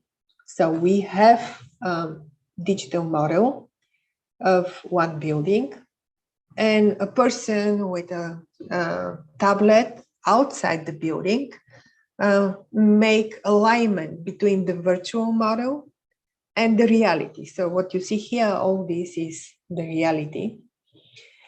And at a certain moment when this alignment is completed, the virtual model is coming to be seen. So this is seen on the laptop, or if you have glasses, you can see in the glasses. And you can these are the rooms of the building, quite a lot of rooms in yellow. And for each room can be attached some kind of information. In this case, we have only the information about the entire building, that this is the building of the built environment. But each of these rooms here, can have their own representation. And having this, you can walk in the campus. This is our campus actually, and these are our students. You can walk in the campus and see from different places the same information. Another example is to simulate and examine how people can be evacuated from a building. In this case here, we have an integration of this kind of vector representation where you can go with very high resolution models and voxel representation, these blocks that are visible here next to the building. And there is fire in one of the buildings. This is this building. And the facility management and the fire brigade, they can investigate on the basis of sensory information where exactly is the fire, and the fire is here. And before the information is provided to the system, you saw here for a moment that the person was navigated to evacuate from the building through these stairs, but these stairs are in fire. So immediately, as soon as the information is obtained that these stairs are not available, the person was redirected to the safe buildings. And at a certain moment, everybody is outside in the designated area for evacuation. And the last one in this direction of digital twin is about parking. So imagine you are in somewhere coming to a city you are not familiar with, and you have to find a parking. This is a common problem every day. So it's going to be very nice to have this kind of simulations or analysis where the free parking spaces, either on the streets or in the garage. And this was a part of a project that we had with one municipality, exactly estimating where the parking places, free parking places, and navigating the car to a free parking place. And again, to be able to do this, you have to get information from the sensors, and you have to have the model of the parking garages to be able to do the simulation. And I have another short movie, another 5 minutes. It is about this voxel representation. And I'm sure that many of you are familiar with Minecraft. And let me start again. And in Minecraft, you can create all kind of fancy models using cubes, like in Lego, like with Lego. And this is one such an example, modeling explosion. But actually, for real world representation, the same approach can be used, and then with not with resolution of the voxel size as needed for the application. In this case, we had this kind of voxel representation of our campus. You probably recognize this building again. Everything is subdivided into cells of 10 centimeters, and you can move within this space. and also provide some type of analysis. You can analyze how the temperature changes from one side to the other side of the campus. This one is quite interesting about safe open areas. So you have a stadium, you have an open area in front of it, and you have these bollards and trees. And with this application, actually, we try to estimate how well protected is the space in front of the stadium to avoid all kind of malicious actions like driving with a car through the crowd. So what you see here is this red one. These are the voxels that are mostly visible. And because they're mostly visible, probably they're mostly the person driving in the car can decide what to do with it and drive probably within the area. Now you see here these bollards and these trees, they're more than in the previous case. So now if we make the same analysis, what is the visibility? Only this small piece here, this red area, is really kind of visible all the time. So eventually this is the most dangerous area and everything else is better protected. Another example is, another example is related to path computation. Usually when you have disasters and the buildings are destroyed or the area is destroyed, you don't have a model of the area. So you have to go inside. You usually go with some kind of drone or a robot and you collect information with like point clouds or images, and from them again you can create point clouds. But point clouds are unstructured data. So to be able to provide what is the safest path within the building, you have to have another representation. And here is an example of exactly switching between the point clouds and the voxel representation, which is derived from the point clouds.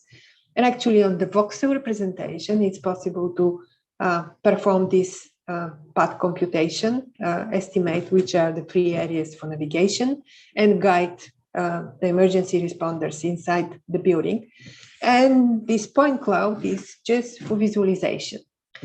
And the final thing is that all this information, this is big data.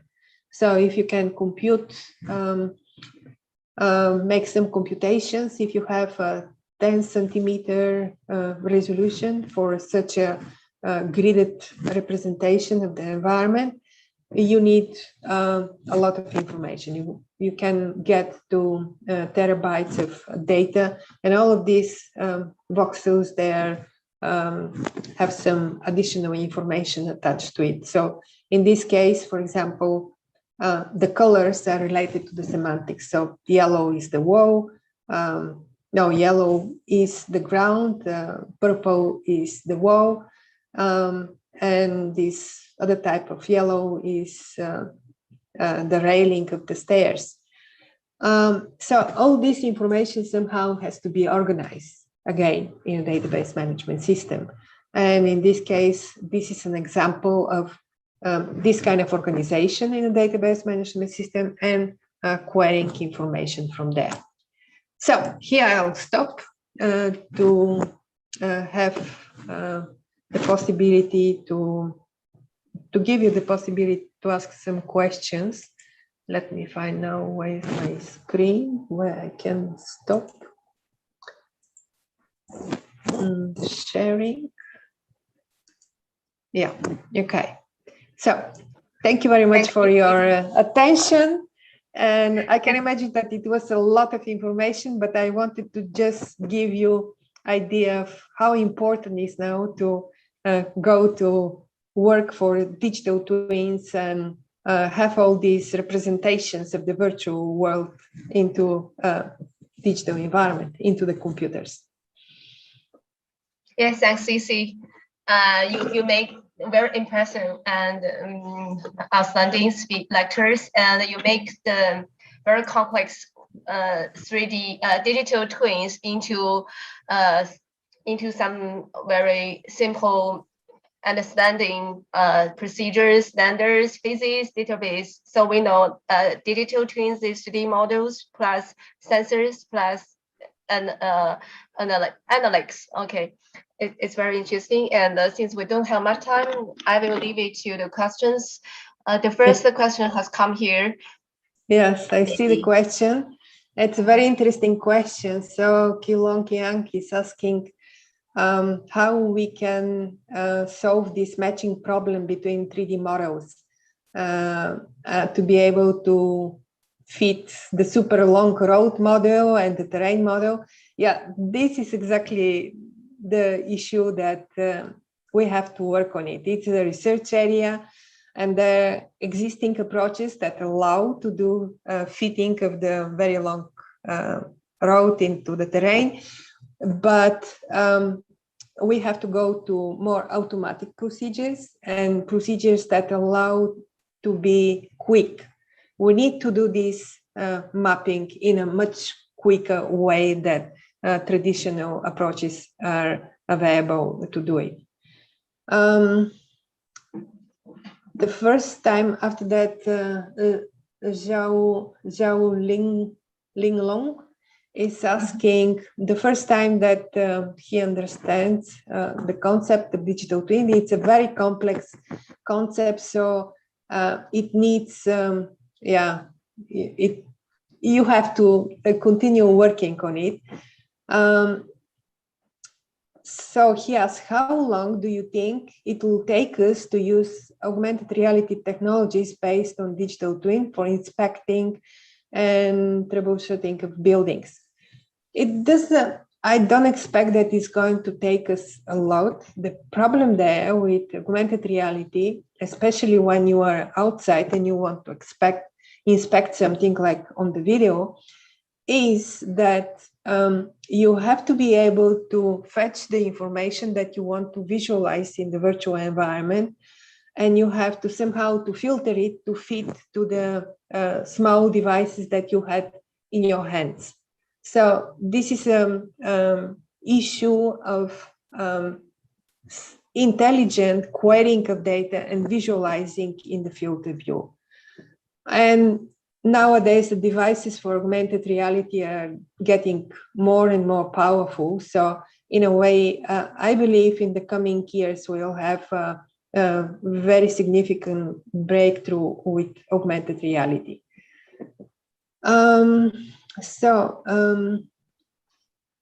Kodin Nikita asks about, oh no, this was exactly this question. And specifically, he continues structures, underground networks, and etc. The same issue. In one of my slides, there was augmented reality visualization of underground pipes. But the problem there is alignment with the real world. So pipes are underground, and somehow they have to be visualized in such a way that they really are perceived by the people as underground. And very often in this augmented reality visualization underground, this is still not done well. So the pipes are somehow floating above the ground. So there is still something to be done there. 3D model is important, especially for building. And I want to ask how you model the building from point cloud, especially for those complex buildings with curved walls. This is a question from Zhu Haipeng. Yeah, that's, you notice very correctly that the curved walls are a problem. In this example that I gave in the video, exactly the curved walls were not modeled properly. And this is again another issue that has to be investigated by you. And you have to find algorithms how to solve these problems. After that, anonymous attendees, I'm interested in what do you think about future digital twins? Will they be more and more complete, have more rules, physical parameters, and will be further divide of them to lots of digital twins for their special purposes? one for energy, one for stress. Yes, exactly. This is what is going to happen. Actually, we are not going to have one digital twin.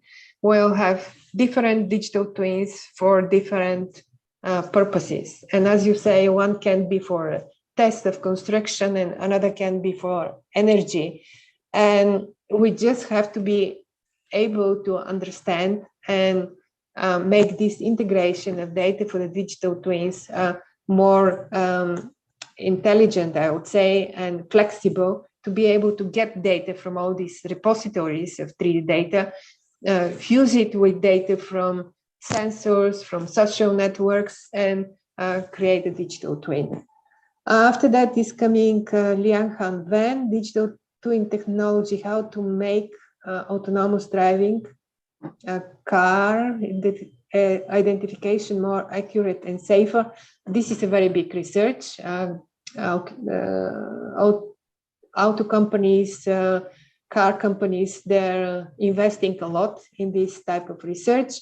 There are special centers even that are developed in such a way and mounted at front of the cars to be able to estimate the distance and the obstacles in front of the car.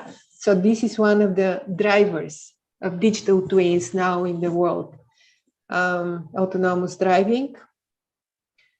And after that, a question from Whitwell Left. I'm sorry if I don't pronounce the names correctly. The representation of real-world phenomena, can we say the same digital twin and modeling?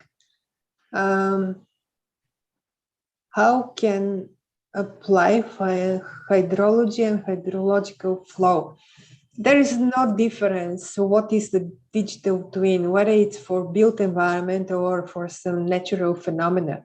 As soon as you know what you want to monitor, for example, you say hydrological flow, if you have the idea what exactly you need to model in the hydrological flow, you can do the geometric representation, and after that attach sensors to this geometric representation to be able to do the modeling.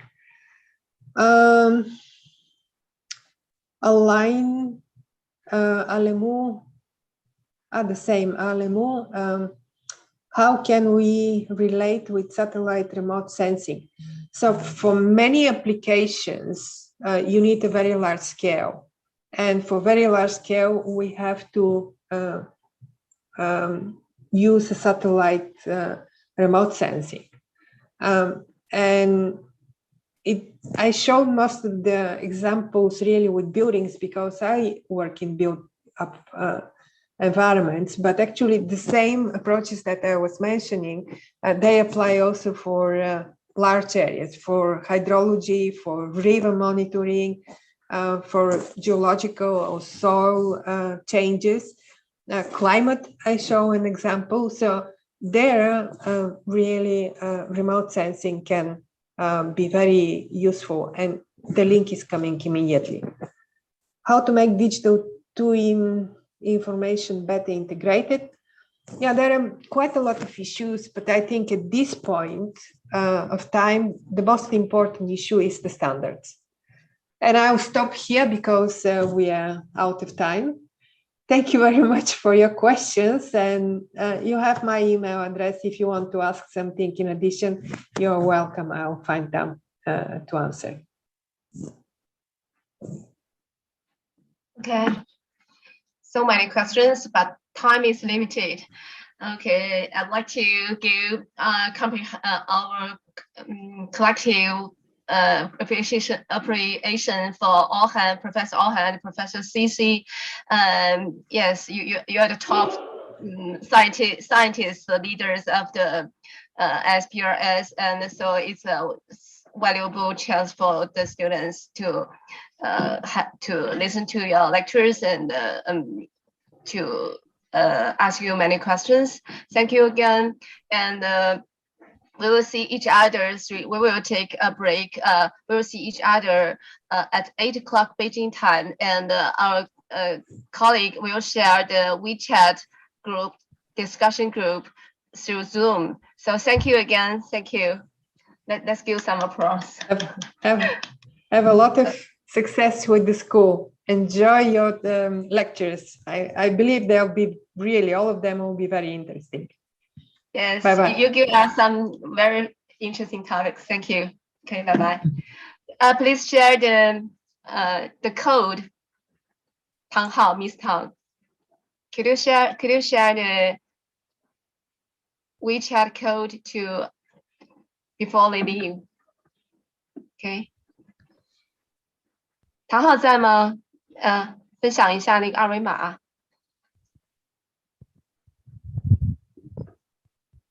Okay, please wait another minute. Okay, the code will come.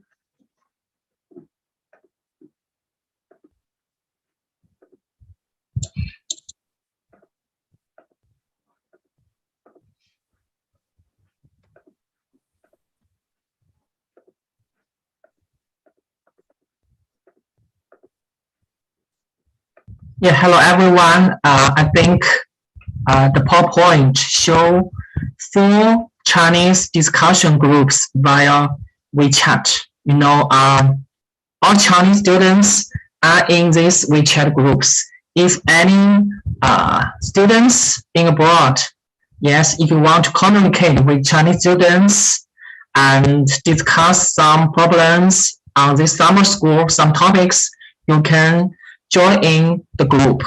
I think that is a good opportunity to communicate with Chinese students. Thank you. Thank you. See you 3 hours later. Please take a rest. Okay. Bye.